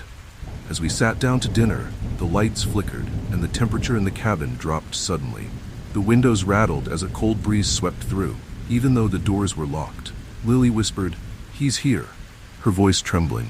My husband checked the windows and doors, but everything was secure. Yet the sense of dread that filled the cabin was undeniable. The shadow wasn't just in the woods anymore. It was getting closer. The following morning, we found strange footprints circling the cabin. They were large, too large to be human, and they led deep into the forest, disappearing among the trees. My husband wanted to follow them, but I begged him not to. Something about those tracks felt wrong, unnatural. We decided to stay inside for the rest of the day, but the oppressive feeling of being watched grew stronger, suffocating us. Every creak, every gust of wind sent my heart racing. By the time night fell, the tension in the cabin was unbearable. The kids were terrified, and even my husband, who usually remained calm, seemed on edge.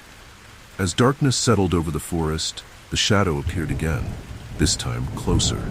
It stood just beyond the porch, its figure barely visible in the dim light. We all saw it, frozen in place as it watched us from the shadows. My husband grabbed a flashlight and ran outside, but as soon as the beam of light hit the trees, the figure vanished. We couldn't stay there any longer. The next morning we packed up and left, unable to shake the feeling that something sinister had been lurking in the woods, watching us, waiting. As we drove away, I glanced back one last time, half expecting to see the shadow standing in the clearing. It wasn't there, but the forest felt darker, more menacing, as though it had swallowed the figure whole. Even now, I can't forget the feeling of those eyes, or whatever they were, following us. We never went back to the cabin. Sometimes I still wake up in the middle of the night, heart racing, certain that I can hear those slow footsteps outside my window. And I wonder if the shadow followed us, waiting for the right moment to make itself known again.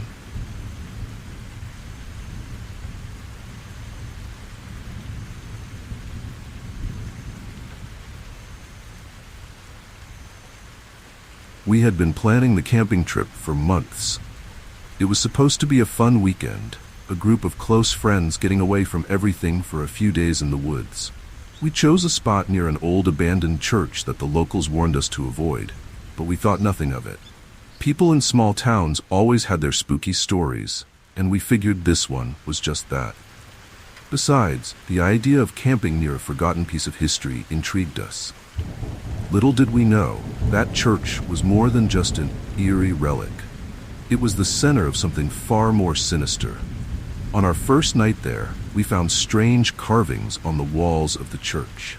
The symbols were unfamiliar, spirals and strange markings etched into the stone. We laughed it off, guessing they were left behind by some bored teenagers trying to scare anyone who stumbled upon the place. But as we stood there in the fading light of the evening, I couldn't shake the feeling that we were being watched. The forest around us was silent, almost too still. I shrugged it off and returned to the campsite, but the unease lingered. As the night fell, the moon rose, a blood moon, glowing deep red in the sky. It was a rare occurrence, and we marveled at its eerie beauty. But with the blood moon came a strange atmosphere, like the air itself was charged with something dark. The temperature dropped, and an unsettling quiet settled over the woods. We huddled around the fire, trying to shake off the creeping sense of dread that had fallen over us. That's when we heard the chanting. At first, it was faint, just a whisper carried on the wind. But as the night wore on, the sound grew louder, more distinct. It was coming from the direction of the church. My friend Sam, always the skeptic, insisted it was just the wind playing tricks on us. But deep down, we all knew that wasn't true. The voices were real, low and rhythmic, chanting in a language none of us understood. We were too scared to investigate, so we stayed close to the fire, hoping the sounds would stop. They didn't. The next morning, we found strange symbols drawn in the dirt around our campsite, similar to the carvings we had seen on the church walls.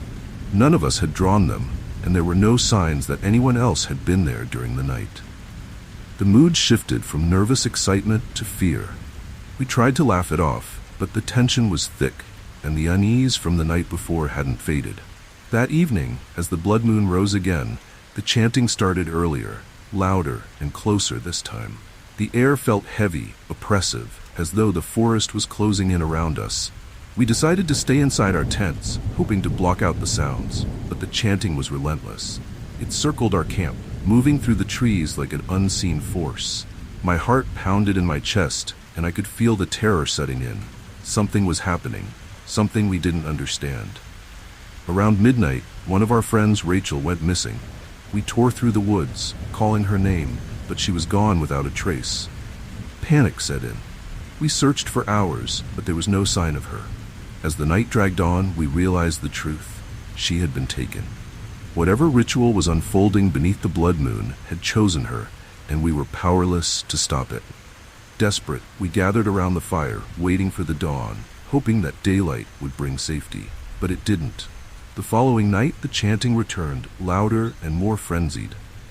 This time, it wasn't just a distant echo, it was all around us. The air was thick with the smell of smoke and something metallic, like blood. My friend Jake, who had always been the calmest of us, broke down, insisting we leave immediately. But it was too late. The forest itself seemed to close in on us, the trees towering over like dark sentinels, and the path back to the road was gone. As the moon reached its highest point, we saw them, figures emerging from the shadows. They were cloaked in darkness, their faces hidden, moving silently through the trees toward us. My heart raced, my mind screaming to run, but my body wouldn't move. It was as if the ground itself had swallowed us, trapping us in place. One by one, my friends vanished, pulled into the shadows without a sound, their screams swallowed by the night. I was the last one left. As the figures closed in, I realized the truth. This was an ancient ritual, a sacrifice tied to the blood moon. We had stumbled into something far older and darker than we could have ever imagined, and now we were the chosen offerings. The blood moon hung overhead, casting its eerie red glow over the scene as the chanting reached a fever pitch. And then, there was nothing. I don't know how I survived. The next thing I remember is waking up at dawn, alone in the clearing. My friends were gone, the campsite was destroyed, and the symbols drawn in the dirt were burning with an unnatural heat. I fled the forest that day and never looked back. I later learned that every blood moon, the woods around that abandoned church have claimed lives, pulling unsuspecting campers into an ancient, deadly ritual. I can still hear the chanting sometimes in the dead of night, and I wonder if the blood moon will rise again, and if I'll be the next one to disappear.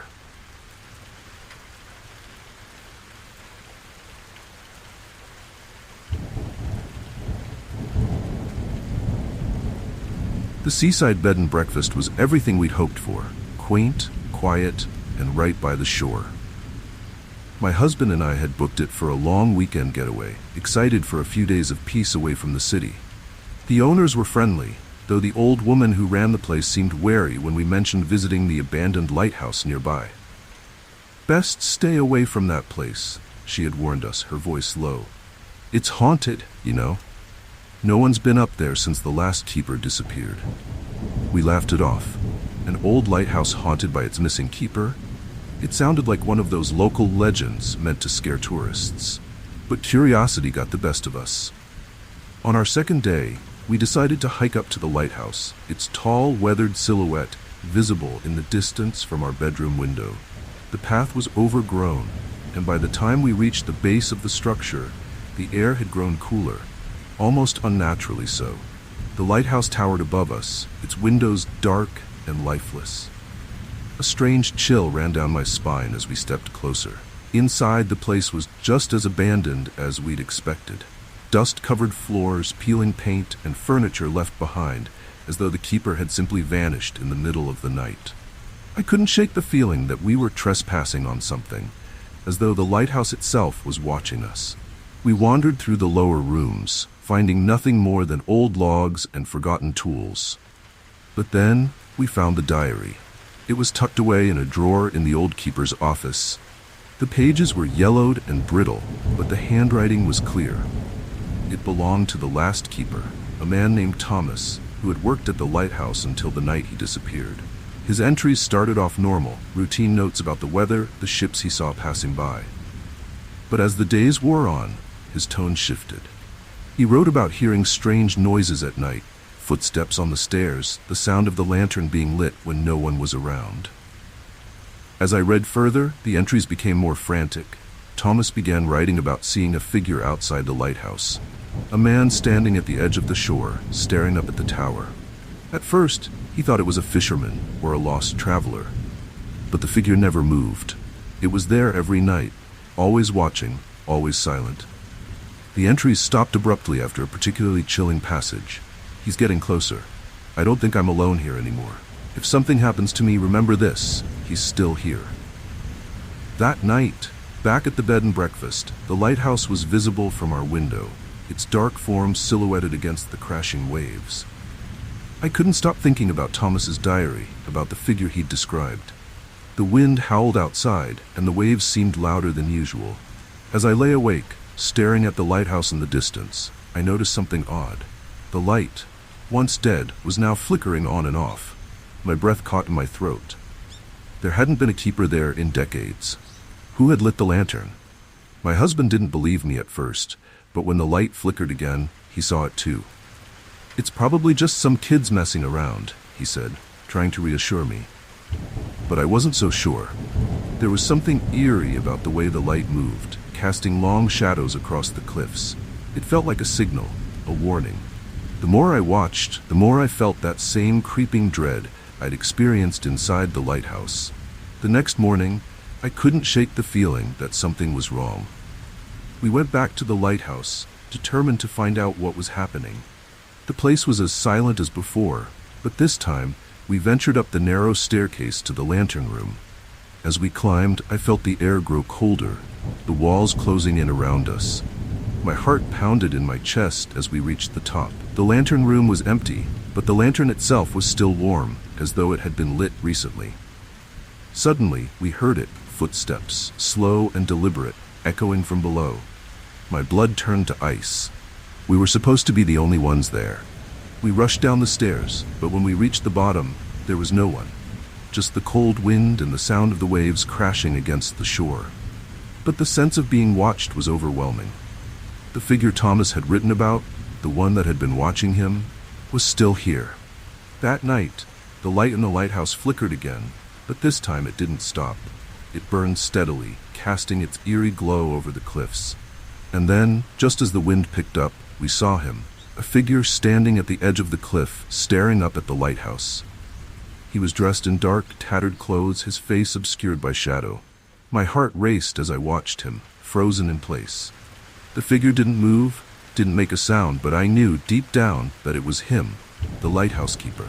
We packed our bags the next morning and left, not daring to stay another night. The woman who ran the bed and breakfast didn't ask why we were leaving early. I think she already knew. As we drove away, the lighthouse disappeared from view, but the memory of that figure on the cliffs stayed with me.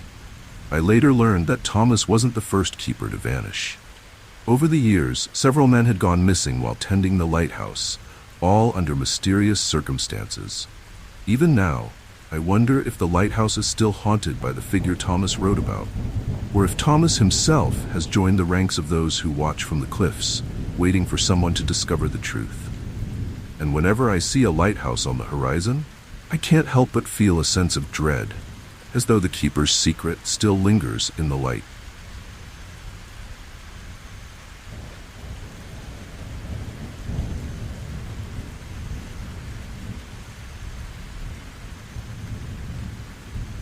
I moved to the small town to take care of my grandmother after her health started to decline. She had always been fiercely independent, but age had finally caught up with her. Her house sat at the edge of town, near Blackwood Cemetery, a place the locals seemed to avoid talking about.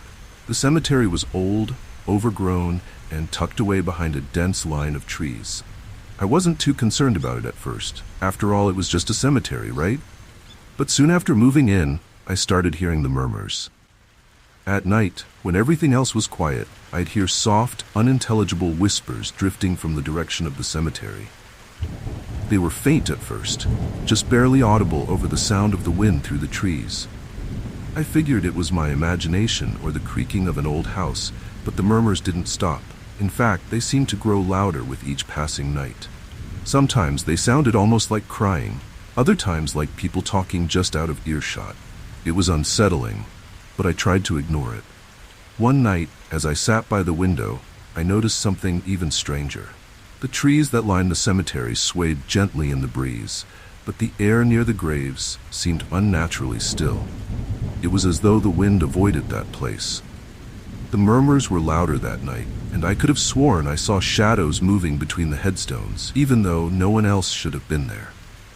I told myself it was just the trick of the moonlight, but I couldn't shake the feeling that something was wrong. I mentioned the whispers to my grandmother, hoping for some reassurance, but instead, she grew quiet. Her expression darkened, and she warned me not to go near the cemetery. "There are things buried there that should be left alone," she said, her voice shaky. When I pressed her for more, she refused to say anything else. That only made me more curious and more afraid. The next night, the murmurs became impossible to ignore. I woke up in the middle of the night to the sound of voices, clearer now, as if they were right outside the house. My heart raced as I crept to the window, peering out at the cemetery. The shadows between the headstones seemed to shift and move, and I could almost make out shapes, figures walking among the graves. It felt like the dead were restless, trying to reach out to the living. Determined to find out what was going on, I did some digging into the history of Blackwood Cemetery. What I found was chilling. The cemetery had been the site of a tragic incident nearly a century ago. A group of townspeople had been accused of witchcraft and executed. Their bodies were buried in unmarked graves at the far end of the cemetery, and it was said that their spirits had never found peace. Some claimed that their restless souls still haunted the cemetery, whispering their anger and sorrow to anyone who would listen. The more I learned, the worse the whispers became. It was as if the spirits knew I was uncovering their story, and they wanted me to dig deeper. But with each new piece of information, the atmosphere in my grandmother's house grew heavier, darker. My grandmother became more withdrawn, almost as if she knew something she wasn't telling me. She had lived by the cemetery her entire life. Was it possible she had a connection to the tragedy that had occurred there? One stormy night, the whispers grew louder than ever, almost deafening. I could hear them through the walls, the sound of voices blending together in a chaotic hum. It felt like they were inside the house, circling around me. Desperate for answers, I grabbed a flashlight and made my way to the cemetery, the rain pouring down as I stumbled through the thick mud. The voices grew clearer with every step I took, guiding me toward the unmarked graves. When I reached the far end of the cemetery, the air was ice cold, and the whispers surrounded me. I shone my flashlight over the graves, and for a moment I thought I saw them. Figures standing among the tombstones, watching me with hollow eyes. My heart raced as the whispers swirled around me, and I could finally make out what they were saying. "Help us." I didn't know what to do. The spirits were trapped, their anger and pain echoing through the cemetery, but I wasn't sure how to help them. I rushed back to the house, determined to confront my grandmother. She had to know something. When I finally asked her directly, her face went pale. She admitted that our family had a connection to the tragedy. One of our ancestors had been involved in the trials that led to the wrongful executions. The spirits were angry, and they had been seeking justice ever since. The next morning, I arranged for a proper memorial for the victims, hoping it would give them the peace they deserved. As I stood in the cemetery, watching the stone markers being placed, the air felt lighter, the voices quieter. The shadows that had once moved between the graves were gone, and for the first time since I'd arrived, Blackwood Cemetery felt still. The whispers haven't returned since that day, but I'll never forget the sound of their voices, or the way the cemetery seemed to come alive in the dead of night. The spirits may have found peace, but the memory of what happened there will always haunt me.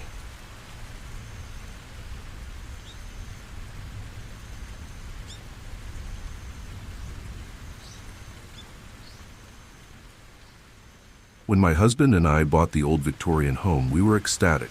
It was a fixer-upper, sure, but it had character. A sprawling front porch, tall windows, and the kind of craftsmanship you just don't see anymore. The house had been on the market for a while, and we couldn't understand why. It seemed like a perfect project for us to turn into our dream home. We moved in quickly, eager to start renovations, but almost immediately, strange things started happening. It began with noises, soft footsteps echoing through the hallways even when we were alone in the house. At first, we chalked it up to the house settling as old houses do, but the footsteps didn't stop. They seemed to follow us, moving from room to room, and there was something distinctly childlike about them. Quick, light, as though small feet were pattering across the wooden floors. My husband and I would exchange uneasy glances, but we tried to ignore it, convinced it was just our imaginations running wild in the empty, echoing rooms. That is, until we found the small, hidden rooms beneath the floorboards. We were renovating the living room when my husband pulled up a section of the floor and found a small door, barely large enough for a child to crawl through. Inside were tiny rooms, hidden away under the house. They were filled with old toys, tattered dolls, and bits of children's clothing. It was like stepping into a forgotten world, one that had been sealed away for decades. My stomach turned as I realized what we had stumbled upon. This house had a dark past, and we were about to uncover it. That night, I heard it for the first time, children's laughter. It was faint, almost as if it were coming from far away, but it was unmistakable. The sound sent a chill down my spine. I checked on my husband, but he was fast asleep. The laughter echoed through the house, bouncing off the walls, and I felt frozen in place, too scared to move. The next morning, I asked him if he had heard anything strange during the night, but he shook his head, brushing it off as a bad dream. The following days grew even stranger. The laughter continued, and sometimes we would hear the sounds of children running through the halls, though there was no one there. One evening, I walked into the kitchen to find all of the chairs stacked neatly on top of the table, though neither of us had done it. Small handprints began to appear on the windows, too high for any child to reach, and at night, I could feel the presence of someone or something watching us. Desperate for answers, I started researching the history of the house. What I found was horrifying. The house had once been an orphanage, run by a cruel headmistress. Several children had disappeared under mysterious circumstances, and though investigations were made, no one had ever been charged. The orphanage had been shut down, and the house passed through various owners before it fell into disrepair. I realized then that the children's spirits were still trapped here, their restless souls unable to move on. One night, the activity reached a terrifying peak. We were asleep when I was jolted awake by the sound of heavy footsteps, louder and more deliberate than before. They were coming from beneath the floorboards, and as I listened, I realized they weren't alone. The sound of small, shuffling feet followed, accompanied by the soft murmur of children's voices. My heart raced as I heard a voice, clear as day, whisper, "Help us." Terrified, I woke my husband, and we rushed to the living room, where we had found the hidden rooms. The air was thick with an oppressive, cold energy, and the small door was slightly ajar. I knelt down and peered inside, my flashlight cutting through the darkness. There, in the shadows, were the faint outlines of small figures. Children, their faces pale and expressionless, watching me from the darkness. We knew we couldn't stay in the house any longer.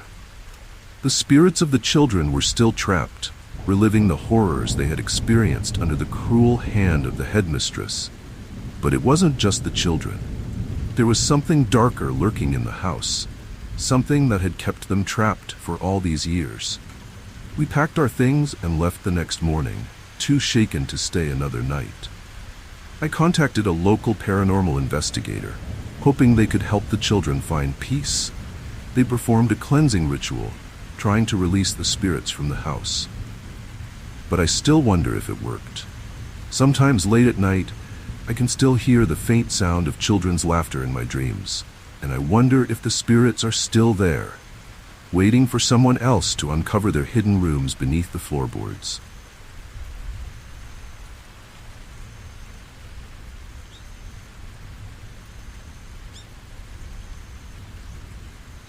It was late, and I was driving down a stretch of highway that seemed to go on forever.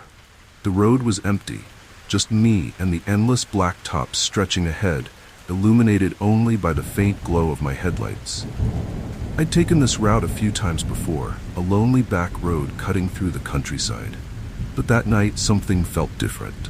The air was heavy, the kind of thick silence that makes you feel like the world's holding its breath. I was about halfway home when I saw him, a man standing by the side of the road, his thumb outstretched. It was strange to see someone hitchhiking that far out in the middle of nowhere, but I slowed down anyway. He looked lost, his clothes dirty and torn, like he'd been walking for miles. I rolled down the window and asked if he needed a ride. He didn't say much, just nodded and climbed into the passenger seat. There was something off about him, though. He was quiet, too quiet, and he wouldn't meet my eyes. His face was pale, almost gray, like he hadn't seen the sun in days. We drove in silence for a few miles before he finally spoke. "Where are you headed?" he asked, his voice low and strange, like it hadn't been used in a while. I told him I was heading to the next town and asked where he was going. "Somewhere far," he said. That was all. I tried making small talk, but he wasn't much for conversation. Instead, he started talking about places that didn't exist anymore, towns and roads that had been gone for decades. The further we drove, the more uneasy I felt. After about 10 minutes, I glanced over at him and noticed something chilling. His clothes. They looked old, out of place, like something someone would have worn 50 years ago. My heart started racing as I realized that his whole presence seemed wrong. The man hadn't looked me in the eye once, and when he did, I saw it. His eyes were empty, hollow. I could feel a cold sweat forming on my skin, but I didn't say anything. I just kept driving, gripping the steering wheel tight. It wasn't until we passed an old abandoned gas station that things got even stranger. The man turned to me and said, "You've been down this road before, haven't you?" His voice sent a shiver down my spine. I nodded slowly, trying to stay calm. "I've been down this road many times," he continued, "but I can never leave." The way he said it, so matter-of-fact, like it wasn't even a big deal. My blood ran cold. That was when I realized this wasn't just some lost hitchhiker. He wasn't alive. The road stretched on, and the night seemed darker than ever. I wanted to pull over, let him out, but I was too scared to stop. The air in the car felt thick, suffocating. The man stared out the window, his face expressionless, as if he wasn't really there. The silence between us was unbearable, the tension growing with every mile. My heart pounded in my chest, and I couldn't shake the feeling that something terrible was about to happen. Suddenly, without warning, he turned to me again. "You're trapped here too, you know," he said, his voice barely more than a whisper. "This road, it doesn't lead anywhere anymore. It's a loop. It's been like this for years." My hands tightened on the steering wheel, my knuckles white. "What do you mean?" I asked, my voice trembling, but he didn't answer. He just looked ahead, a strange, haunting smile on his face. Panic surged through me as I realized I hadn't seen a single sign of life since picking him up. No other cars, no streetlights, no exits, just an endless stretch of road, like I'd been driving in circles. My GPS wasn't working either, the screen frozen, refusing to update my location. It was as if I was no longer in the real world. I glanced at the clock on the dashboard, but the numbers had stopped changing. Time wasn't moving. I knew I had to get out of there. I slammed on the brakes, the car screeching to a halt on the side of the road. "You need to get out," I said, trying to keep my voice steady. The man didn't move. He just looked at me, his eyes empty and dark. "There's no point," he whispered. "You can't leave. None of us can." My heart was racing now, the fear gripping me tight. I reached over to open the passenger door, but when I turned to look at him again, he was gone. The seat beside me was empty. I sat there for a long moment, trying to catch my breath, trying to make sense of what had just happened. I looked out at the road, but there was no sign of the man. It was as if he had never been there at all. I hit the gas, driving as fast as I could, desperate to get off that highway. But no matter how far I drove, I couldn't find an exit. The road just kept going, stretching endlessly into the night. It wasn't until dawn that I finally found my way back to town. I pulled into a gas station, shaken, and asked the clerk about the highway.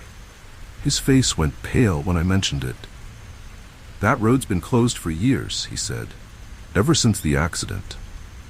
He told me about a crash that had happened decades ago, killing a group of passengers, including a hitchhiker who'd been picked up on that very stretch of road. Ever since, people had reported seeing him, standing by the highway, waiting for another ride. I've never driven down that road again. I don't think I ever will. But sometimes, when I'm driving late at night, I catch a glimpse of something in my rearview mirror, a shadow, a figure standing by the side of the road, and I wonder if the ghost of the old highway is still waiting, searching for someone else to join him.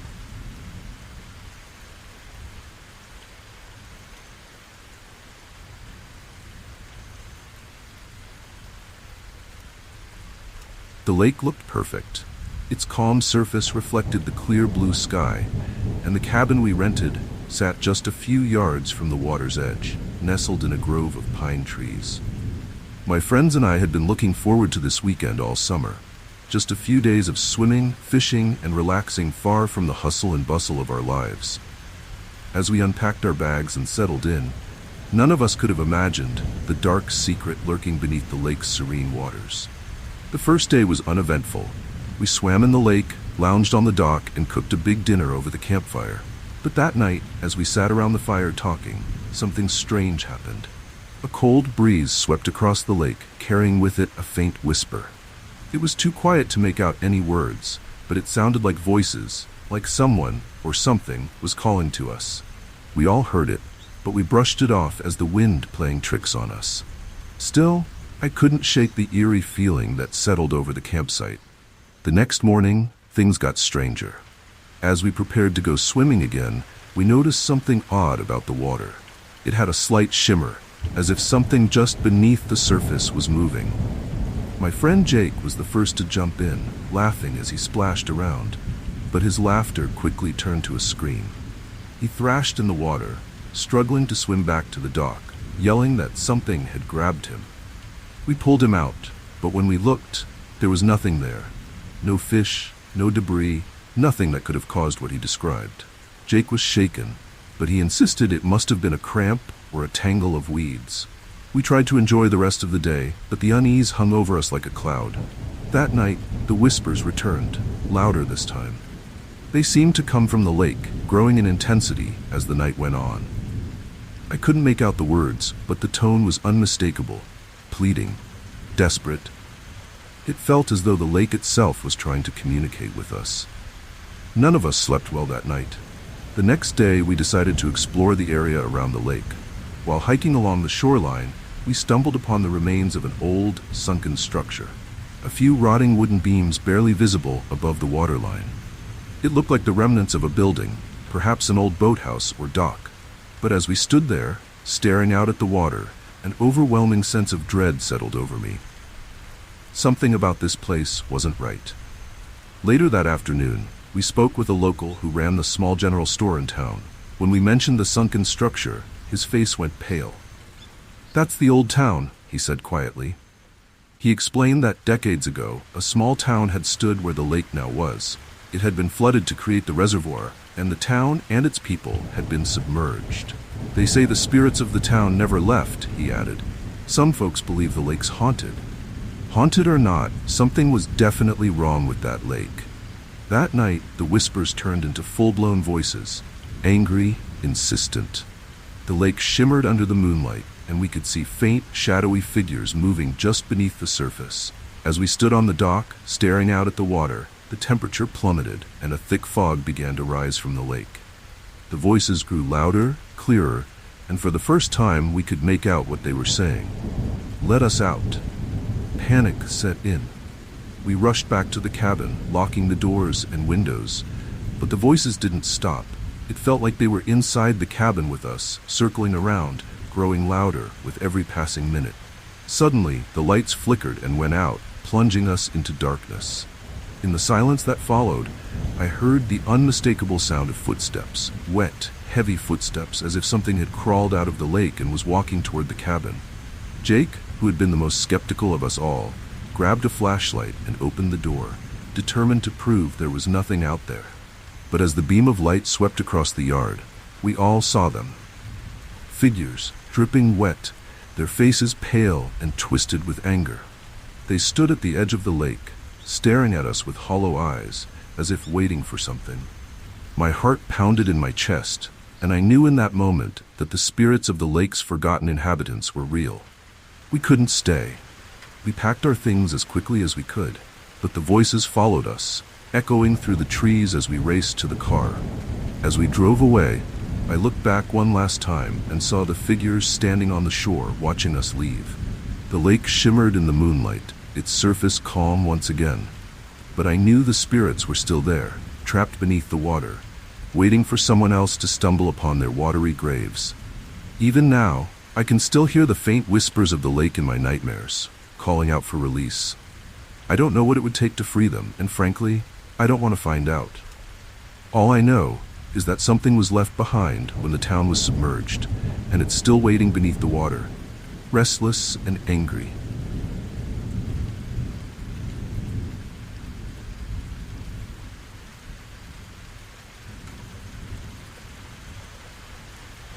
When we moved into the cozy house on Elm Street, it felt like a fresh start.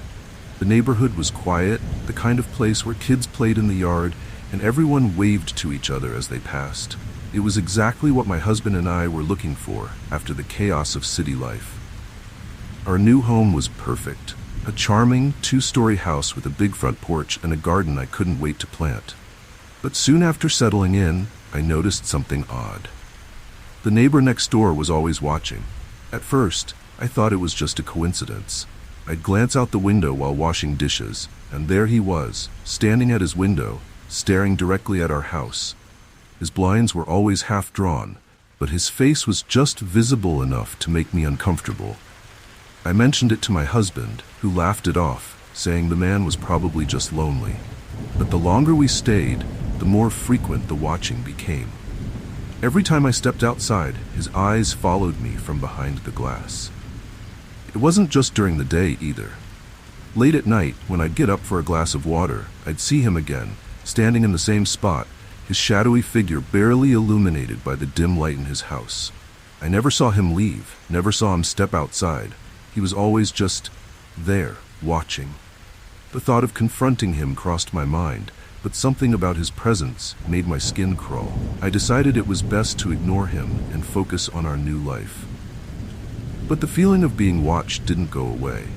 In fact, it grew worse. I'd be sitting in the living room, reading, and suddenly feel a chill down my spine, as if someone were standing behind me. When I'd turn around, there was no one there, but the sensation lingered.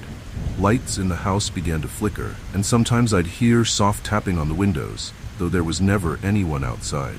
I tried to brush it off, but a creeping dread started to settle in the back of my mind. One night, I woke up to the sound of our front door creaking open. My heart leapt into my throat as I nudged my husband awake. We grabbed a flashlight and crept downstairs, but the door was locked, just as we had left it. The windows were shut, and there was no sign of anyone having been inside. But the unsettling part? The lights in the neighbor's house were off for the first time since we'd moved in. His window, always illuminated by that dim light, was pitch black. The next day, I asked some of the other neighbors about the man. They looked at me with confusion. "You must be mistaken," one of them said. "No one's lived in that house for years. It's been empty since Mr. Roberts passed away." My blood ran cold. I had seen him every day, standing at the window, watching us. But if no one lived there, then who was it? I didn't know what to think. I rushed back home, my mind racing, but as I approached the house, I saw it again, his face staring out from behind the window. That night, I couldn't sleep. The house felt too still, too quiet. Every creak and groan made my heart race.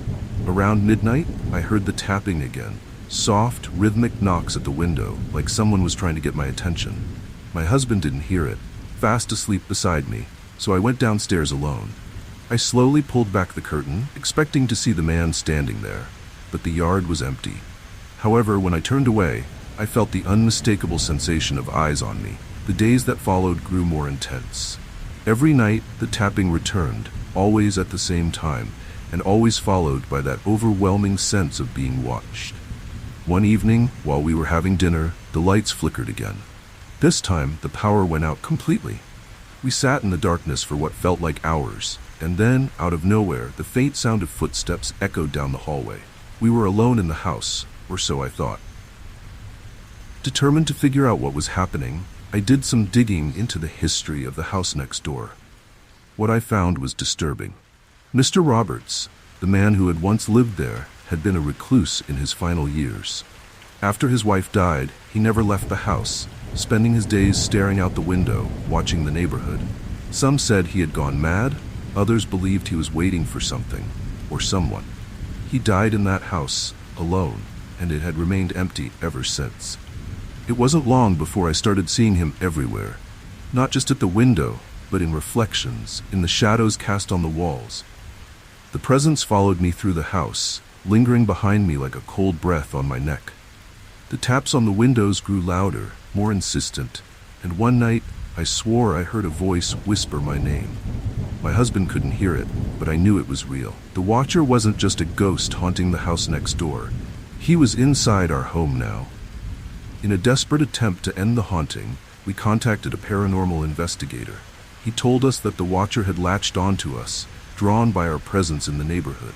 His spirit, restless and angry, had never left the house. The investigator performed a cleansing ritual, but even as he did, I could feel those eyes watching from the shadows, waiting. We moved out shortly after, unable to shake the feeling that the watcher was still with us.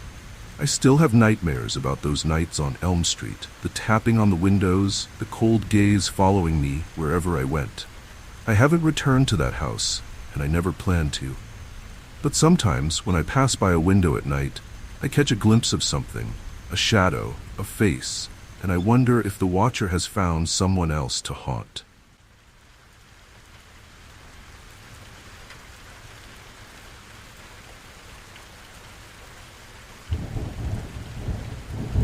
When we moved to Hawthorne Avenue, it seemed like the perfect neighborhood. The houses were immaculate, with neatly trimmed lawns, and the streets were always quiet. Almost too quiet. I remember thinking it was strange that, despite how many homes there were, I rarely saw anyone outside. No kids playing, no neighbors chatting on their porches. At first, I didn't mind. After all, we had moved there for peace and quiet. But the silence began to feel unnatural. It wasn't long before I started noticing other odd things about the neighborhood. Every house had its curtains drawn, and at night, the lights were always dim. My husband and I joked that maybe everyone was just shy, but the more time we spent there, the more unsettling it became. I tried introducing myself to a few neighbors, knocking on doors, but no one ever answered. It was as if the entire street was avoiding us. One evening, I saw something that made my skin crawl. As I was pulling into our driveway, I noticed a figure standing by the window in the house next door. The blinds were partially open, and I could just make out a face staring directly at me. I waved, but the person didn't move, didn't react. Just stood there, watching. When I told my husband, he shrugged it off, saying the neighbors were probably just private people. But something about that motionless figure stuck with me. Then one night, the whispers started. I was up late, reading in bed, when I heard faint murmurs coming from outside. At first I thought it was just the wind, but the whispers grew louder, more distinct. They were coming from the yard. I looked out the window and saw shadows moving between the houses, darting in and out of view. My heart raced as I strained to listen. The words were impossible to understand, but the tone was unmistakable, urgent, hushed, like someone was sharing a secret. The next morning, I found a note in our mailbox. It wasn't signed, but the message was clear. Don't ask questions. Don't try to leave.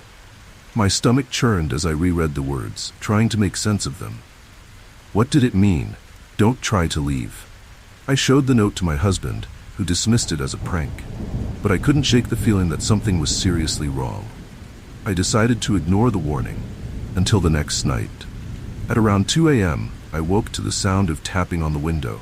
I shot out of bed, my heart pounding in my chest. My husband was still asleep, completely unaware. I crept to the window and pulled back the curtain. Standing in our yard were 3 figures, their faces obscured by the shadows. They were staring at the house, unmoving, as if they were waiting for something. My blood ran cold. I stepped back from the window, my breath quickening, but when I looked again, they were gone. The following day, I tried calling the local police to report the strange figures, but the call wouldn't go through. It was as if the line had been disconnected. When I tried to use my cell phone, I noticed I had no signal, which was strange since we'd never had any problems before. I felt trapped, cut off from the world outside of Hawthorne Avenue. The silence of the neighborhood now felt suffocating, like it was closing in around us. That evening, I saw another note in the mailbox. This time, it was more direct. You've been warned. Don't ignore it. Fear crept through me as I realized that we weren't just dealing with strange, quiet neighbors. Something far darker was at play. My husband and I decided we needed to leave, to pack our things and get out as soon as possible. But as we prepared to leave that night, something horrifying happened. The lights in the house flickered and then went out completely. The power was gone, plunging the house into darkness. From outside, I heard movement, footsteps on the porch, whispers just outside the door. We huddled together, trying to stay quiet, but the whispers grew louder, the voices now directly outside our window. Someone or something was surrounding the house. My husband grabbed a flashlight and peered out the window. His face went pale. "They're everywhere," he whispered. We didn't wait. We grabbed what we could and ran for the car. But as we opened the front door, we saw them. The neighbors, standing in their yards, completely still, watching us. Their faces were blank, emotionless, and their eyes followed us as we ran to the car. My hands trembled as I fumbled with the keys. But finally, the engine roared to life. We sped down the street, past the silent, staring figures, and didn't stop until we were miles away from Hawthorne Avenue. We've never returned, and I don't think we ever will. I still don't know what was happening in that neighborhood, or why the people there were so strange. But I do know one thing. Whatever it was, it didn't want us to leave. Sometimes late at night, I think I hear those whispers again, like they're calling us back. But we'll never go back. Not after what we saw.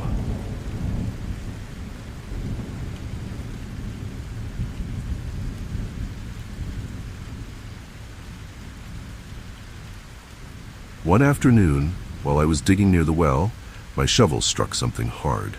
I knelt down and brushed away the dirt to reveal bones, old, brittle, and scattered just beneath the surface.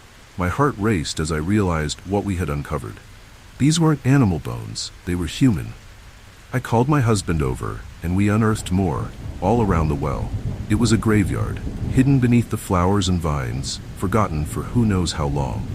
As we stood there, the air grew thick with the same foul smell that had plagued us since we uncovered the well. The cries returned, louder than ever, as though the voices were right there with us, begging to be freed. My husband and I hurried inside, locking the doors and windows, but the noise didn't stop. It surrounded the house, growing more insistent with every passing minute. The well wasn't just a part of the garden. It was a prison, and whatever had been trapped there for so long was trying to escape. That night, as we lay in bed, the house trembled. It was subtle at first, a low rumble that seemed to come from deep within the earth. The voices were louder now, almost deafening, and the stench of rot filled the air. I knew we had disturbed something ancient, something dark. We needed to leave, but the garden, once so inviting, felt like a trap, the well at its center pulling us deeper into its nightmare. We tried contacting local authorities, hoping they could help us with the bones we had found, but no one seemed interested. It was as if the town had forgotten about the house, about the well, just as its previous owners had. We were alone, and whatever was beneath the earth knew it. That night, I woke to the sound of footsteps on the porch. I thought it was my husband, but when I reached out, he was still in bed.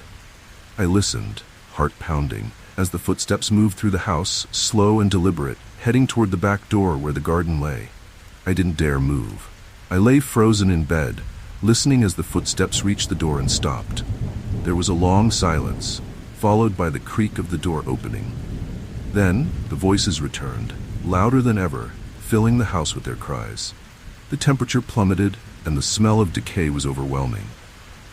My husband woke, gasping for air, as we both realized the voices were inside now, surrounding us, pulling us toward the well. We left the next morning, not bothering to pack more than the essentials. I couldn't bring myself to go near the garden again, and I knew, deep down, that whatever was in the well was never meant to be disturbed. As we drove away, I glanced back at the house, half expecting to see the figures from my nightmares standing by the well, watching us leave. The house sits empty now, the garden slowly reclaiming it. I've heard that the new owners have plans to restore the garden, but I know what lies beneath the flowers and vines. I only hope they never uncover the well. When I first inherited the antique mirror from my late aunt, I thought it was a beautiful, albeit slightly eerie, addition to our home. Its ornate gold frame and the clouded glass gave it a vintage charm that fit perfectly in our hallway. My aunt had always been fascinated with old objects, and the mirror was one of her favorites, though she never spoke much about where it came from. I hung it without a second thought, not realizing how much that decision would come to haunt me. It didn't take long before I noticed something strange about the mirror. The first time it happened, I was passing by, and out of the corner of my eye, I saw my reflection smile. Except, I hadn't smiled. I stopped, stared into the glass, and waited for it to happen again. But my reflection stayed still, mirroring my confused expression perfectly. I laughed it off, telling myself I was just tired. But deep down, I couldn't shake the unsettling feeling that something was wrong. Over the next few days, small, inexplicable things started happening. I'd walk by the mirror and catch glimpses of movement, my reflection turning its head a second too late, its eyes not quite meeting mine. It was subtle, easy to dismiss if I hadn't been paying attention, but it kept happening. The worst part was that the more I tried to convince myself it was my imagination, the more frequent the strange occurrences became. My reflection didn't always follow me exactly. It seemed to have a mind of its own. One evening, while brushing my hair in front of the mirror, I noticed something chilling. My reflection was brushing its hair just like me, but when I set the brush down, it continued the motion for a few moments longer, as if it hadn't noticed I'd stopped. My heart skipped a beat, and I quickly turned away, feeling a cold sweat trickle down my spine. When I looked back, everything seemed normal again, but the damage was done. I knew something was terribly off. I began avoiding the mirror altogether, too unnerved to spend much time in front of it. But avoiding it wasn't enough. Soon, I started seeing my reflection in other mirrors around the house, even when I wasn't standing in front of them. I'd catch a glimpse of myself in the bathroom mirror while I was still in the hallway, or see my face staring back at me from the reflection in a window when I hadn't even approached it. It was as if my reflection had become detached, lurking just out of sight, waiting for me to notice it. I finally knew what I had to do. That night, while my husband was asleep, I took the mirror out to the backyard. The moonlight cast long shadows across the grass as I stood there, gripping the mirror tightly, staring into the twisted reflection that had haunted me for weeks. My reflection's smile widened, its eyes glinting with malice. With a deep breath, I smashed the mirror against the ground, shattering it into 1,000 pieces. The sound echoed in the still night air, and for a moment, I felt a wave of relief. But as I turned to walk back inside, I caught something out of the corner of my eye. In the shards of broken glass scattered across the ground, my reflection was still there, dozens of tiny versions of myself, staring up at me with that same malevolent smile. I realized, with a sinking feeling, that breaking the mirror hadn't freed me. It had only multiplied the nightmare.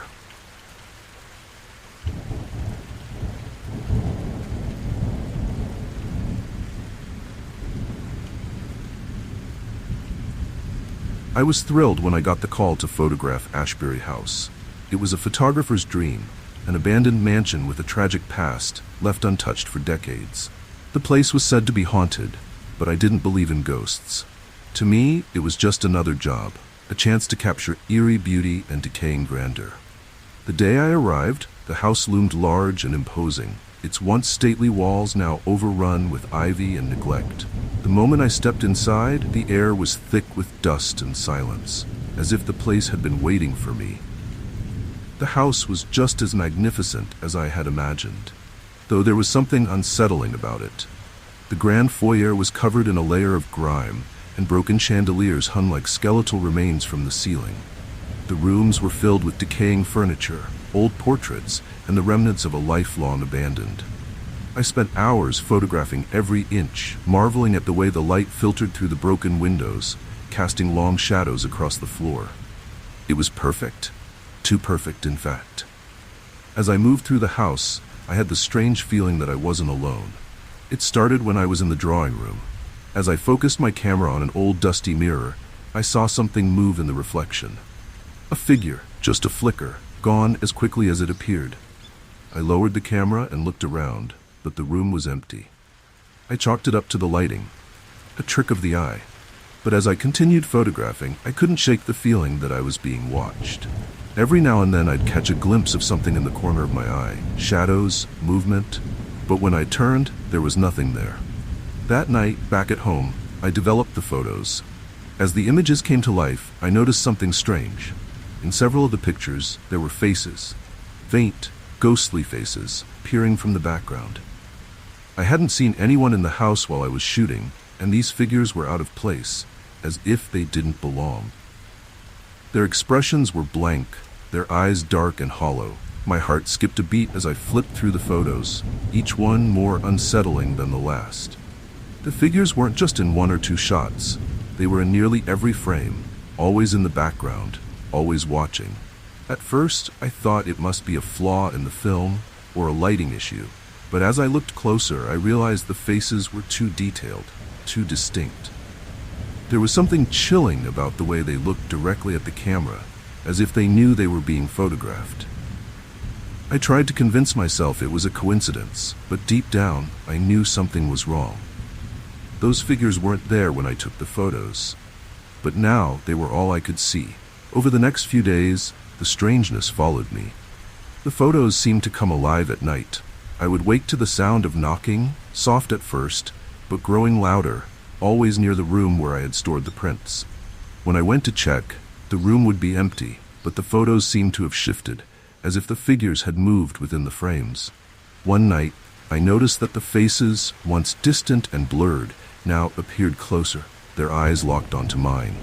The knocking continued, growing more insistent. It was as if the figures in the photos were trying to get out, trying to reach me. I started having nightmares, dreams where I was back in Ashbury House, wandering its endless halls, the figures from the photos following me, their eyes glowing in the dark. In the dreams, I couldn't escape them. No matter how fast I ran, they were always right behind me, whispering my name in voices that sent chills down my spine. One night, I woke to the sound of footsteps in my apartment. At first, I thought I was still dreaming, but as I lay there, I realized the sound was real. Slow, deliberate footsteps moving through the dark. My heart pounded in my chest as I grabbed a flashlight and crept toward the sound. The apartment was empty, but the door to the room where I kept the photos was ajar. Inside, the photos had fallen to the floor, scattered across the room. In each image, the figures were no longer in the background. They were front and center, their faces twisted with anger, their eyes glaring at me. That was when I knew I had to go back to Ashbury House. Whatever I had captured in those photos, it was angry, and it wasn't going to leave me alone until I returned. The house felt different this time, colder, more oppressive. As I walked through the rooms, the air grew heavy, and I could feel the weight of the house pressing down on me. The figures from the photos were everywhere, in the corners of the rooms, in the broken mirrors, in the shadows cast by the dim light. They were waiting for me.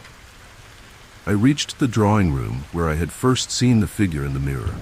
My hands trembled as I set the photos down on the floor, as if returning them to the place where they belonged.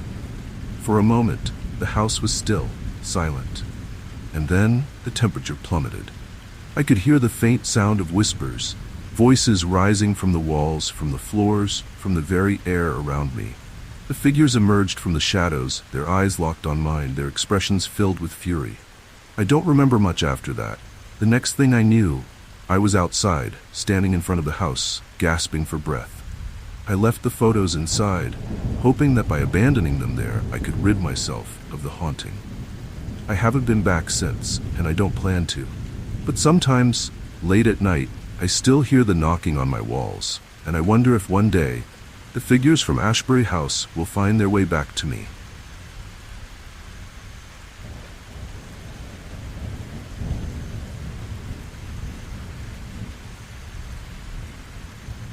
Taking a job as the night watchman at an old cemetery wasn't my first choice, but I needed the money, and the work seemed easy enough.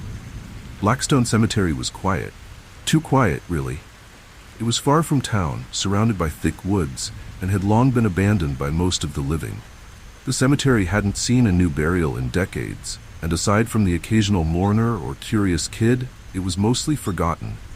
That suited me just fine. I liked the peace and solitude that came with the job. At least, at first. The first few nights were uneventful. I'd do my rounds, walking between the crumbling headstones, listening to the wind rustling through the trees. The cemetery was eerie, sure, but nothing out of the ordinary for an old place like that. It wasn't until my third or fourth night that I started noticing the graves. New ones. Freshly dug. At first, I thought my eyes were playing tricks on me. After all, no one had been buried here for years. But as I made my way through the cemetery, I saw more. Rows of freshly turned earth, as though someone had been burying bodies in secret. I went to the cemetery's records the next day, but there were no new burials listed. I called my supervisor, but he laughed it off, saying it was probably just animals, or the ground settling. Still, it didn't sit right with me. The graves were too neat, too precise to be anything natural. They had names on the headstones too, names I recognized, names of people who were still very much alive. The next night, I went back to the fresh graves, my flashlight casting long, eerie shadows across the tombstones. My breath hitched when I saw it, a grave with my own name on it. My heart raced as I stood there, staring at the headstone with my name carved in cold, unforgiving stone. The date of death was today. It had to be some kind of sick joke, I thought. Maybe some local kids messing around, but I couldn't shake the feeling that something was very, very wrong. As I turned to leave, I heard the sound of footsteps behind me, slow, deliberate, and heavy. I spun around, shining my light toward the sound, but no one was there. The air grew colder, and a thick fog began to creep in from the edges of the cemetery, swirling around the graves. The wind picked up, carrying with it a faint whisper, almost like a voice calling my name. I tried to convince myself it was the wind, but deep down, I knew better. The next few nights were worse. More graves appeared, each one freshly dug, each with a name I recognized. Friends, acquaintances, even strangers I had passed on the street. The fog returned every night, thicker and colder, and the whispers grew louder, filling the air with a sinister, almost mocking tone. Every time I passed the grave with my name on it, I felt a chill run down my spine. It was as if the cemetery was preparing for something dark. One night, as I made my rounds, the fog was so thick I could barely see in front of me. I heard footsteps again, this time closer, heavier. The ground beneath my feet felt like it was shifting, and I realized with a sickening jolt that the graves were moving. The dirt was stirring, and something was trying to claw its way out. My heart pounded in my chest as I shone my flashlight around, but it was no use. The fog swallowed the light, and the footsteps grew louder. Then I saw him, the cemetery's keeper, or what was left of him. He was standing at the far edge of the cemetery, watching me with hollow, sunken eyes. His clothes were tattered, covered in dirt, as if he had just crawled out of one of the graves himself. His skin was pale, almost translucent, and his lips twisted into a cruel, knowing smile. My legs felt like they were glued to the ground. I couldn't move, couldn't speak. He didn't say a word, but I could feel his presence, ancient, malevolent, and hungry. I don't remember running, but somehow I made it back to the small office by the cemetery gates. I slammed the door behind me, locking it, as if that could keep whatever was out there from getting in. The whispers outside grew louder, more insistent. I could hear the sound of earth being turned, the soft, wet thud of something being pulled from the ground, and then a knock on the door, slow, deliberate. It was the cemetery's keeper. He had come for me. I didn't stay to find out what he wanted. I bolted out the back door, running as fast as I could, not daring to look back. I left everything behind, my flashlight, my jacket, even my car. I just ran until I reached the edge of town, gasping for breath, my heart pounding in my ears. I never went back to Blackstone Cemetery. I don't know if they ever found my replacement, but something tells me they didn't. Sometimes late at night I still hear the whispers. They drift through the darkness, soft and chilling, like the wind through the trees. And every so often I'll see a name in the obituary, someone I knew, someone who had appeared on one of those fresh graves. I don't know what the cemetery's keeper wanted that night, but I do know this. Once the cemetery marks you, It doesn't forget.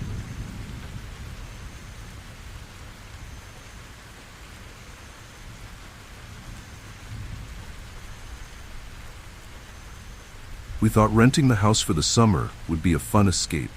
A group of us, college friends who hadn't seen each other in a while, decided it would be the perfect place for a relaxing vacation. The house was old but charming, perched on the edge of a dense forest, with large windows that looked out over the mountains.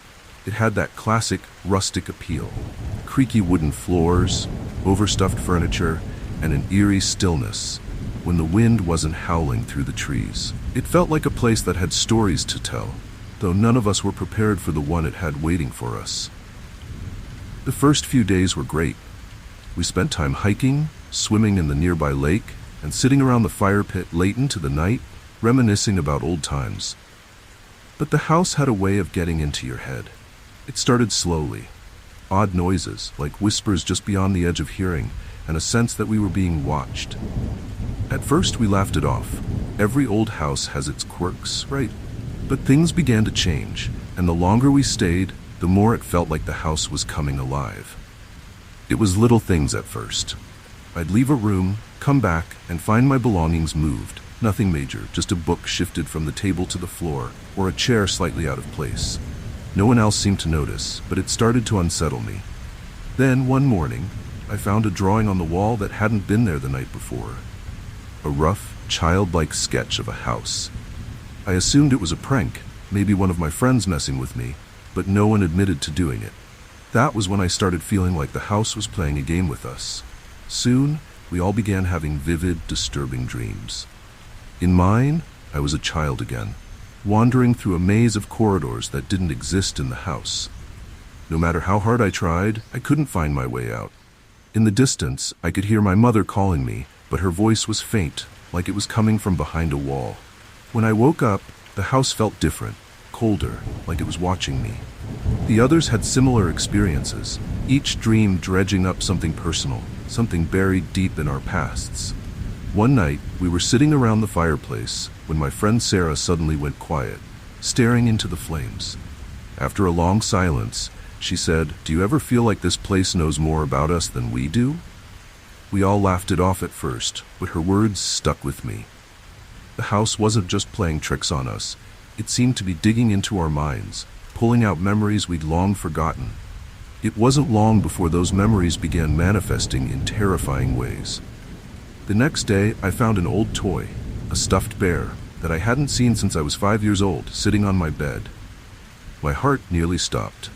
I knew it was the same bear, the one I had lost decades ago. I confronted my friends, but they all swore they hadn't put it there. That night, Sarah found an old journal she'd kept as a child, pages filled with her handwriting, but the book had never left her parents' attic.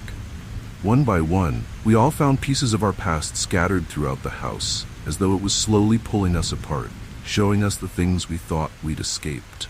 As the days passed, the atmosphere grew heavier. The house seemed to shift, the walls closing in around us. Doors that had once led to familiar rooms now opened to unfamiliar hallways, and mirrors showed reflections of places we'd never been. We began hearing voices, soft at first, but then louder, more insistent. They were voices from our childhoods, but they didn't sound right. They echoed through the house at night, calling us by name, urging us to remember things we'd rather forget. One night, my friend Jake woke us all up, yelling that he had seen something in his room. We rushed to his side, but by the time we got there, he was pale and shaking, pointing at the wall. There, scratched into the wood, were words that none of us had put there. "You can't leave." The scratches were fresh, the wood splintered, as though someone, or something, had clawed them into the wall. We decided right then and there that we needed to leave the house, but it wasn't that simple. When we tried to leave the next morning, the front door wouldn't open. Neither would the windows. The house, it seemed, had decided we weren't going anywhere. Panic set in, and we spent the day trying to find another way out.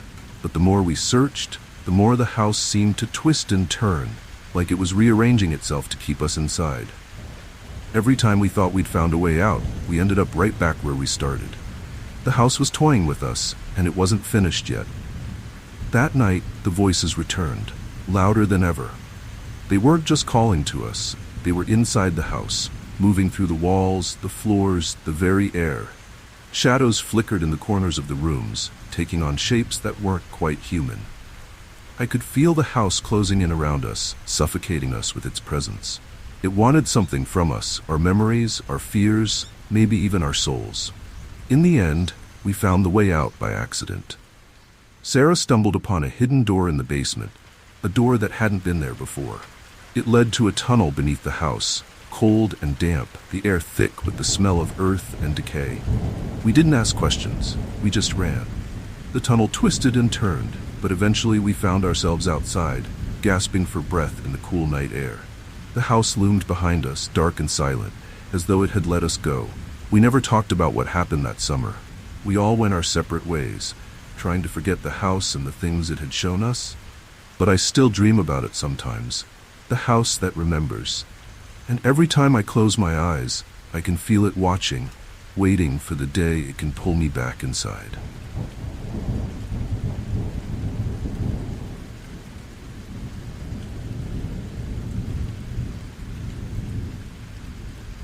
The grandfather clock had been sitting in the corner of the estate sale, forgotten and covered in dust.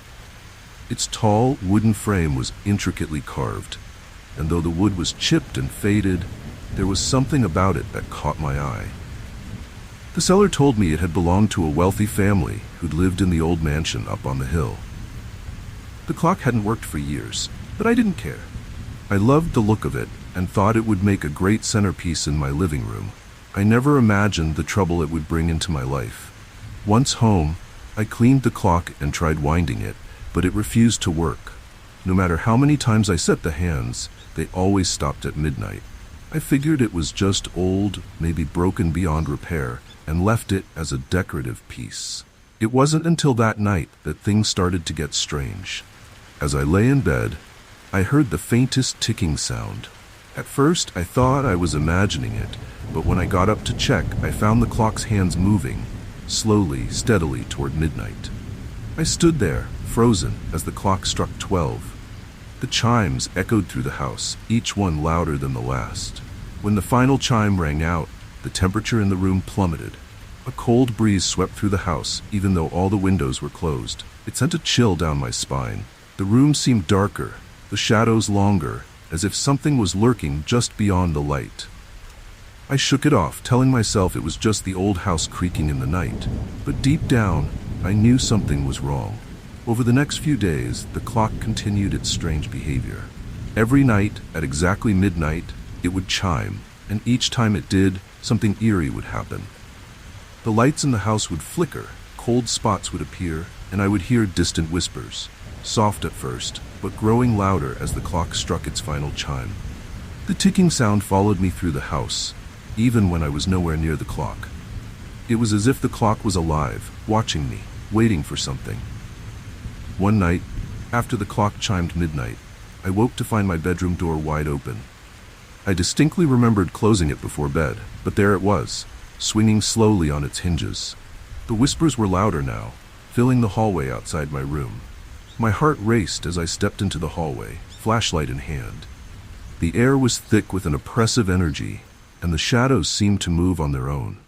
I knew something was in the house with me, something connected to that cursed clock. Determined to figure out what was going on, I did some research on the mansion where the clock had come from. What I found was disturbing. The clock had once belonged to a man named Henry Blackwood, a notorious criminal who had been involved in a series of gruesome murders in the late 1800s. According to legend, Blackwood had used the clock to keep track of his victims, each chime at midnight marking the moment of their death. It was said that he had trapped their souls inside the clock, binding them to it for eternity. The more I learned, the worse the activity in the house became. The clock's chimes grew louder, more menacing, and the cold spots followed me wherever I went. I began having nightmares, visions of the victims, their pale, lifeless faces staring at me, their hands reaching out as if begging for help. In the dreams, I was trapped inside the clock, the walls closing in around me, the sound of the ticking growing louder and louder until it was all I could hear. One night, After a particularly intense nightmare, I decided I'd had enough. I was going to get rid of the clock. I grabbed a hammer and made my way to the living room, determined to smash it to pieces. But when I approached the clock, something stopped me. The air around it felt thick, heavy, as though the clock was daring me to try. My hands trembled as I raised the hammer, but before I could swing, the clock struck midnight. The chimes were deafening. The lights in the house flickered wildly, and the whispers turned into screams, loud, anguished cries that echoed through the room. The temperature dropped to near freezing, and I felt a presence in the room with me, something dark and malevolent. I dropped the hammer, backing away in terror as the clock continued to chime, its hands moving faster and faster. The room seemed to warp around me, the walls closing in, the shadows growing darker. Suddenly, the chimes stopped, and the house fell into an eerie silence. I stood there, my breath visible in the cold air, waiting for something, anything to happen, but nothing did. The clock's hands had stopped moving, frozen once again at midnight. I knew then that smashing the clock wouldn't solve anything. Whatever curse was attached to it, whatever spirits were trapped inside, destroying it would only make things worse. The next day, I contacted a local paranormal investigator, desperate for help. He came to the house, his face grim as he examined the clock. "This isn't just any haunted object," he said. "The souls trapped inside are restless, and they're tied to this clock for a reason. If you destroy it, they may be unleashed, free to roam, but still bound to you." The only way to break the curse, he explained, was to return the clock to its original resting place, Blackwood's mansion. That night, I loaded the clock into my car and drove to the abandoned mansion on the hill. The air around the house felt heavy, as though the ground itself was weighed down by the horrors of the past. I carried the clock inside, my heart pounding, as I made my way to the room where it had once stood. As I set it down, the ticking stopped. The house fell silent, and for the first time in weeks, I felt a sense of relief. I left the mansion and never looked back. The house, the clock, and the souls trapped within it are all part of the past now. But every so often, late at night, I still hear the faint sound of a clock ticking, and I wonder if I've truly escaped its curse.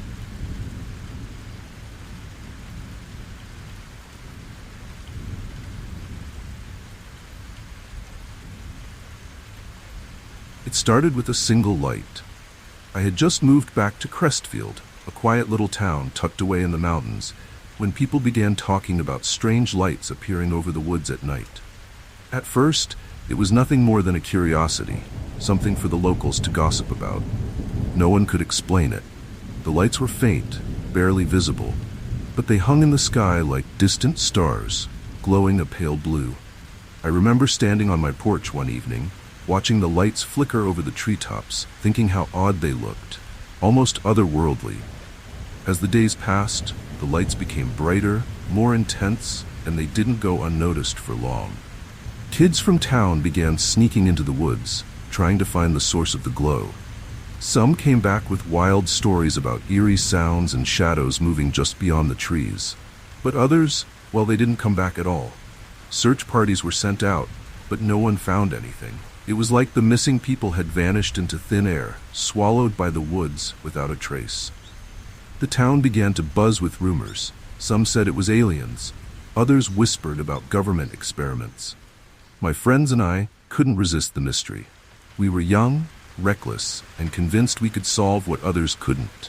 One night, we decided to venture into the woods ourselves, determined to find out what was happening. The sky was clear, the air crisp, and the lights were brighter than ever, dancing just above the tree line. There were 5 of us, me, Jake, Sarah, Will, and Emily, and as we trekked deeper into the forest, the usual sounds of nature faded away. The only noise was the crunch of leaves beneath our feet and the low hum of the lights overhead. The deeper we went, the stranger the woods became. The trees seemed taller, their branches twisted into unnatural shapes, and the ground felt soft, almost spongy, like it was pulsing beneath our feet. The lights grew brighter, but the closer we got, the more disoriented we became. It was as if the forest itself was trying to confuse us, leading us in circles. Every path looked the same, every tree identical, but the lights, they kept moving, guiding us deeper. After what felt like hours, we stumbled upon a clearing. At the center, the lights hovered low, almost within reach. They pulsated, casting a soft glow across the clearing, illuminating the ground beneath. At first we were mesmerized by their beauty, but then we noticed the ground, fresh mounds of earth scattered around the clearing, like shallow graves. My stomach churned as a cold realization hit me. These weren't just lights, they were something else, something alive. Sarah stepped forward, drawn to the lights like a moth to a flame. Before we could stop her, she reached out, her fingers grazing the edge of the glow. In an instant, the light flared, blinding us. I heard Sarah scream, a sound that still haunts me. When the light dimmed again, she was gone. There was no trace of her, no footprints, no struggle, just empty air where she had stood. Panic set in. We searched the clearing, calling her name, but it was useless. The woods had taken her, just like the others. We ran. There was no other option. But the woods wouldn't let us go so easily. The lights followed us, darting between the trees, faster now, more aggressive. The hum turned into a low, vibrating buzz that rattled through my skull. Every direction we turned led us back to the clearing, back to the lights. It was like we were trapped in some kind of twisted loop, the forest folding in on itself, refusing to let us leave. Will was the next to disappear. One moment he was right behind me, the next he was gone. I didn't hear a scream, didn't see any light flare, he just vanished. The panic in Emily's eyes mirrored my own. Jake tried to keep us calm, but I could see the terror creeping into his voice. We had to get out. But no matter how fast we ran, no matter how far we thought we had gone, we always ended up back at that cursed clearing. I don't know how long we wandered before Jake and Emily vanished too. One second, they were running beside me, and the next, I was alone. The lights were everywhere now, flickering in and out of existence, shifting between the trees like they were playing some kind of sick game. The buzzing in my head grew louder, almost unbearable, and I felt my legs weaken. I collapsed to the ground, staring up at the lights as they circled above me. In that moment, I understood. The lights weren't from this world. They were something older, something far more powerful than we could ever comprehend. They had been here long before us, hiding in the woods, waiting for people like us, people curious enough to seek them out. And once they found us, they wouldn't let us go. I don't know why they spared me. Maybe it was luck, maybe they just weren't finished with me yet. But somehow, I managed to crawl my way out of those woods, dazed and broken. I was the only one who made it back. The search parties looked for weeks, but they never found any trace of Sarah, Jake, Will, or Emily. No one believed me when I told them about the lights, about the things I had seen. I've spent years trying to forget, trying to convince myself it was all a nightmare. But every now and then, on a clear night, I still see the lights flickering over the trees in the distance, calling me back.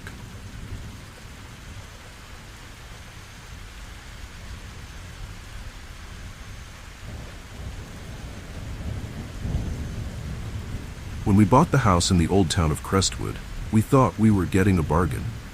The place was historic, charming in its way, with creaky wooden floors and thick stone walls that had weathered centuries.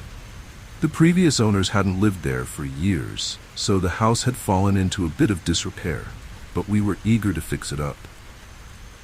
As we started renovations, we discovered a hidden door in the basement. A door we hadn't noticed before, tucked away behind a pile of old boxes. It was small and made of heavy oak, and when we pried it open, we found a narrow staircase leading down into the earth. At first we thought it might just be an old storage cellar, but as we descended, we realized it was something much bigger. The stairs seemed to go on forever, and the air grew colder the deeper we went. At the bottom, we found ourselves in a tunnel. It stretched out in both directions, disappearing into the darkness. The walls were lined with damp, crumbling bricks, and the floor was uneven, with puddles of stagnant water reflecting our flashlight beams. We were intrigued. Old towns like Crestwood were full of secrets. Underground tunnels used during Prohibition, escape routes from wars long past. It seemed like we had stumbled onto one of those hidden parts of history. My husband and I decided to explore further, thinking we might find some forgotten relics. But the deeper we went, the more unsettling the tunnel became. The walls seemed to close in around us, and there was a strange, damp smell in the air, that reminded me of decaying wood. As we walked, we noticed symbols carved into the bricks, strange, ancient-looking symbols that neither of us recognized. Some looked like runes. Others were shapes that didn't seem to belong to any known language.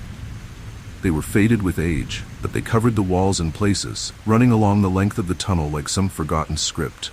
I tried to brush it off, telling myself they were just old graffiti, but they made my skin crawl. Eventually, we came to a chamber, an open area where the tunnel widened into a larger space. In the center of the room was a stone altar, worn smooth with age. Around it, on the floor, were more symbols, arranged in a circle. My heart began to race as I realized this wasn't just an ordinary tunnel. This chamber had been used for something dark.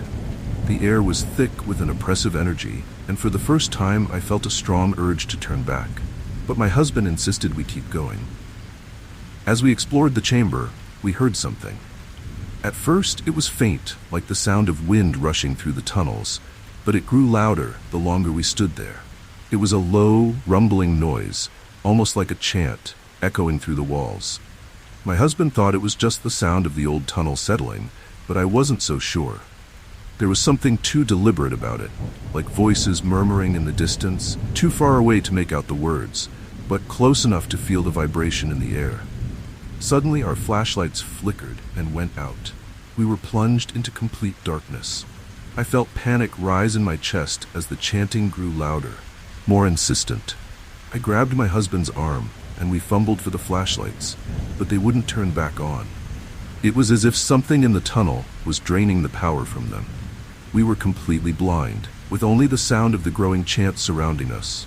My heart pounded in my chest, and I could feel the weight of the darkness pressing in on us from all sides. Then, just as suddenly as the lights had gone out, the chanting stopped. The silence was deafening. For a moment, I thought I could hear breathing, soft, steady breathing that wasn't ours coming from the shadows. I wanted to run, but my legs felt frozen to the spot. Then, without warning, a cold hand brushed my arm. I gasped and spun around, but there was no one there. My husband grabbed my hand and we bolted, running back the way we had come, the darkness swallowing us whole. We ran for what felt like hours, stumbling through the pitch-black tunnel, our footsteps echoing off the stone walls. I was certain we would never find our way back, that the tunnel would trap us there forever. But eventually, we found the staircase and climbed up, gasping for breath. We slammed the door behind us and locked it, as if that could somehow keep whatever was in the tunnel from following us. Back upstairs, we tried to convince ourselves it was just an old, forgotten part of the town's history. But neither of us could shake the feeling that something was down there, something ancient and angry, something that didn't want us to leave. We decided to seal the door and never speak of it again. We even considered selling the house and moving somewhere far away, but part of me feared that whatever was in that tunnel wouldn't let us go so easily. Over the next few weeks, strange things began happening in the house. At night, we'd hear faint whispers, like the sound of the chant we'd heard in the tunnel. Objects would move on their own, small things like books shifting on the shelves or chairs scraping across the floor. But the worst was the scratching. Late at night, we'd hear it coming from beneath the floorboards, like something was trying to claw its way up from the tunnel. One night, we woke to find the basement door wide open, the lock broken. My heart sank as I realized what it meant. Whatever we had disturbed in that tunnel was no longer content to stay below. It had found a way into the house, and now it was only a matter of time before it came for us.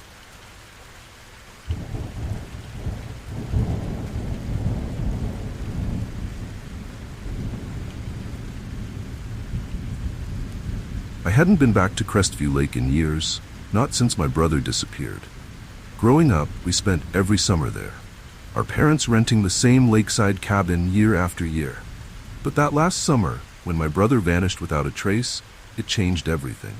The lake had been our haven, our escape, but after that day, it became a place of grief, a place I swore I would never return to. Yet somehow, years later, I found myself standing on the shore once again, the water eerily still, as though it were waiting for something. The cabin was exactly as I remembered it. The dock, the trees, even the weathered old rowboat still tied to the pier.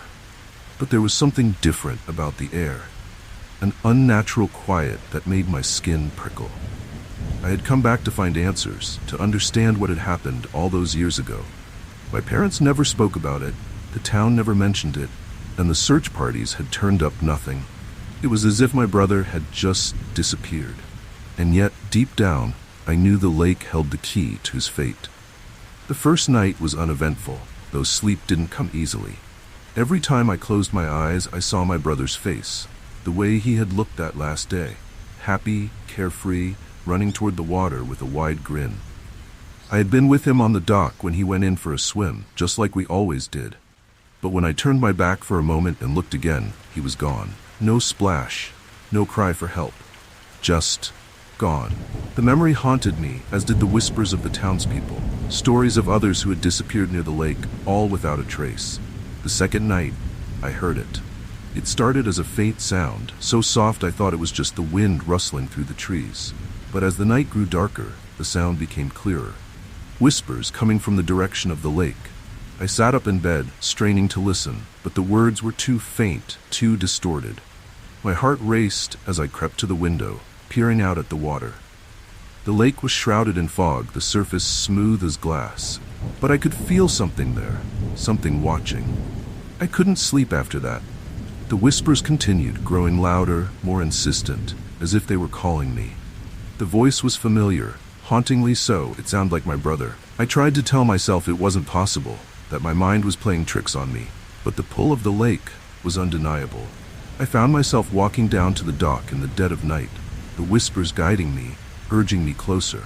The fog hung thick over the water, and for a moment I thought I saw a figure standing on the opposite shore, too far to make out, but unmistakably human. I called out, but the figure didn't move. The whispers grew louder, echoing around me, and the figure vanished into the fog.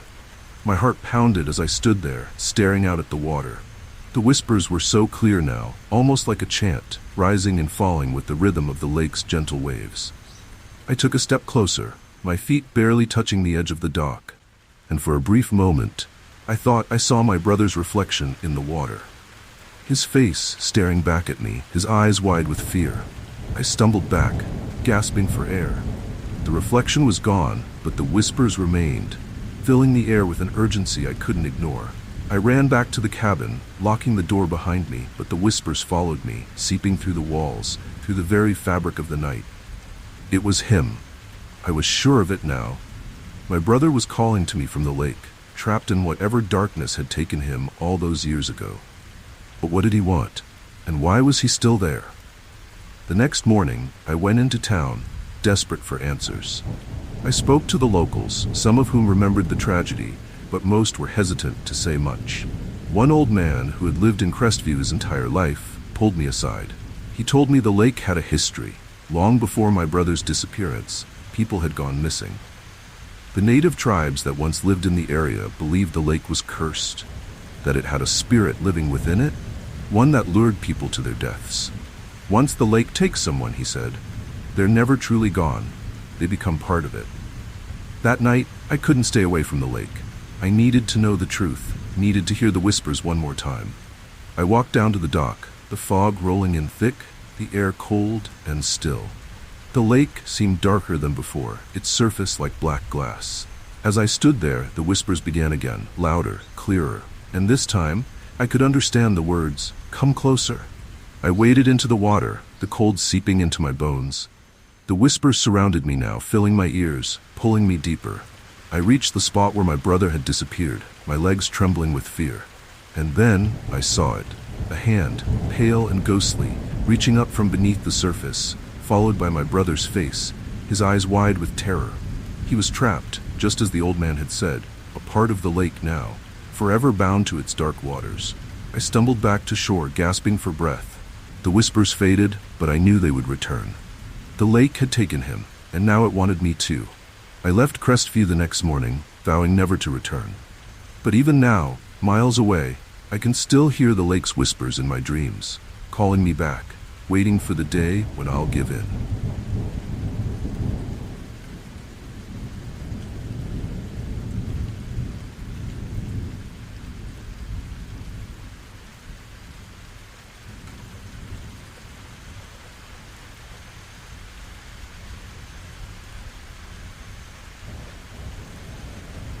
When I first moved into the charming old house on Ridgecrest, it felt like a fresh start. The neighborhood was quiet, the kind of place where people greeted you with a smile, and everyone took pride in their well-manicured lawns. My new home was a beautiful Victorian, full of character and history, and I couldn't wait to settle in. It was everything I had been looking for, or so I thought. That was before the letters started arriving. It began innocently enough, a single letter in my mailbox, with no return address. The handwriting was neat, almost too perfect, and the message was short but strange. Stay out of the basement. I thought it was a joke, maybe some prank from the local kids welcoming the new neighbor. I laughed it off and didn't think much of it. After all, there was nothing unusual about the basement. I had already been down there, and it was just an old storage space, dusty and cluttered with the belongings of previous owners. A few days later, I received another letter. This one warned me about the attic. Keep the attic door locked. Again, no return address, no signature. My curiosity grew. I hadn't even explored the attic yet, so I decided to take a look. When I climbed the creaky old ladder and opened the attic door, everything seemed normal. Boxes filled with forgotten memories, old furniture, and cobwebs. Nothing out of the ordinary. Still, the letters had left me with an uneasy feeling, as though someone was watching me. Over the next week, more letters arrived, each one more unsettling than the last. Don't go near the cellar. Keep the windows locked at night.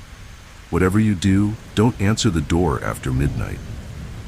The tone of the letters became increasingly urgent, as though someone was trying to warn me about something. I didn't know what to think.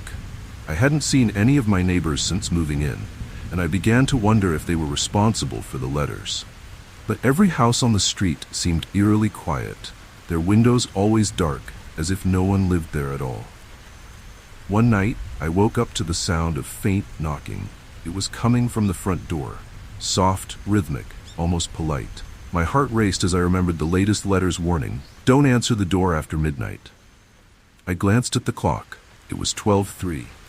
The knocking continued, steady and insistent. I stayed frozen in bed, barely daring to breathe. After what felt like an eternity, the knocking stopped and the house fell into silence. I didn't sleep for the rest of the night. The next morning, there was another letter waiting for me. This time, it wasn't in the mailbox. It had been slipped under my door during the night. They're coming for you. Get out. My blood ran cold as I read the words. The sense of dread that had been growing since the first letter now settled deep in my bones. I knew I had to find out what was going on. But as much as I wanted to leave, something held me there. An inexplicable pull that kept me rooted to the house. That afternoon, I decided to visit the local library to research the history of my home. What I found was chilling. Decades ago, the house had belonged to the Ridge family, who were well known in the community. One night, the entire family disappeared without a trace.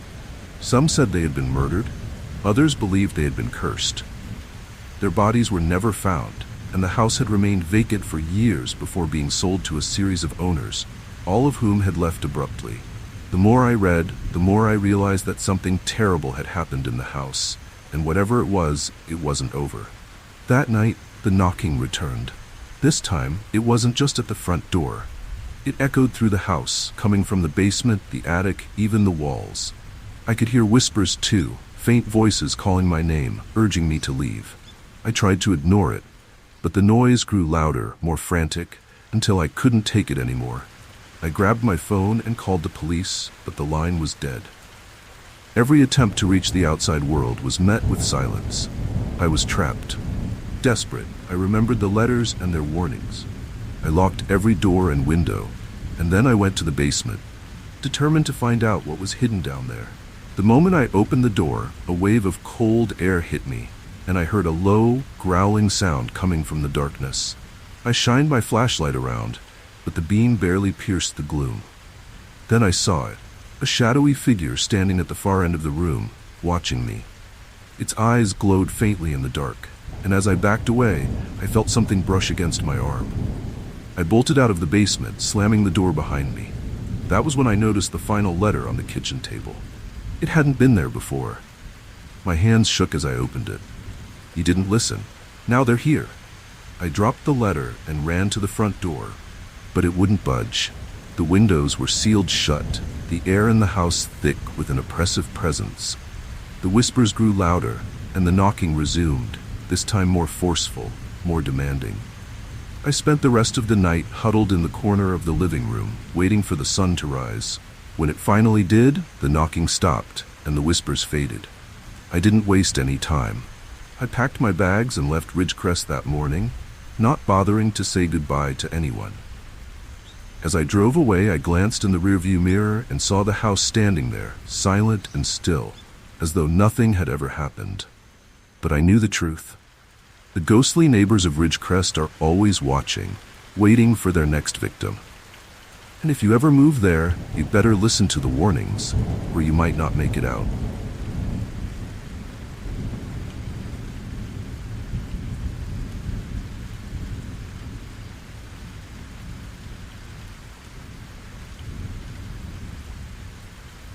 The Victorian mansion we bought had always been a dream home.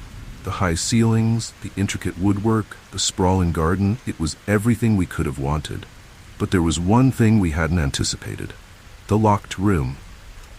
It sat at the top of the house, a small door on the third floor that refused to open. The previous owners had told us it had been sealed for as long as they could remember. "Don't worry about it," they said with a smile. "Some things are better left undisturbed."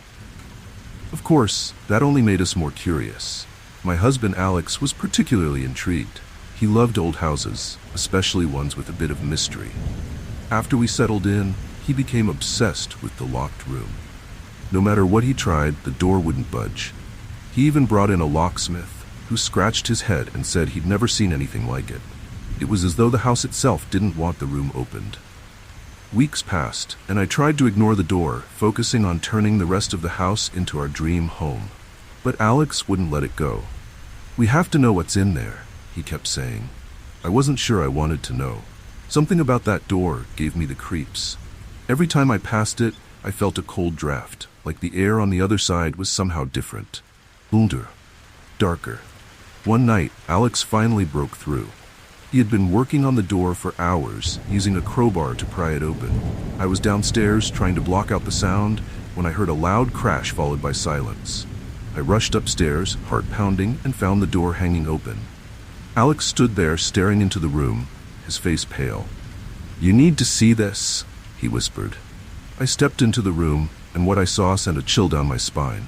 It was a nursery, perfectly preserved as though frozen in time. The wallpaper was faded but intact, decorated with delicate, hand-painted designs. Toys were scattered across the floor, and in the corner stood a crib, draped with a lace canopy. The air in the room was stale, thick with dust, but it wasn't the stillness that unnerved me. It was the feeling that we weren't alone. On one of the walls, a portrait hung, an old painting of a woman holding a baby. Her eyes seemed to follow us as we moved through the room, and the baby in her arms looked almost too real, its face etched with an expression of fear.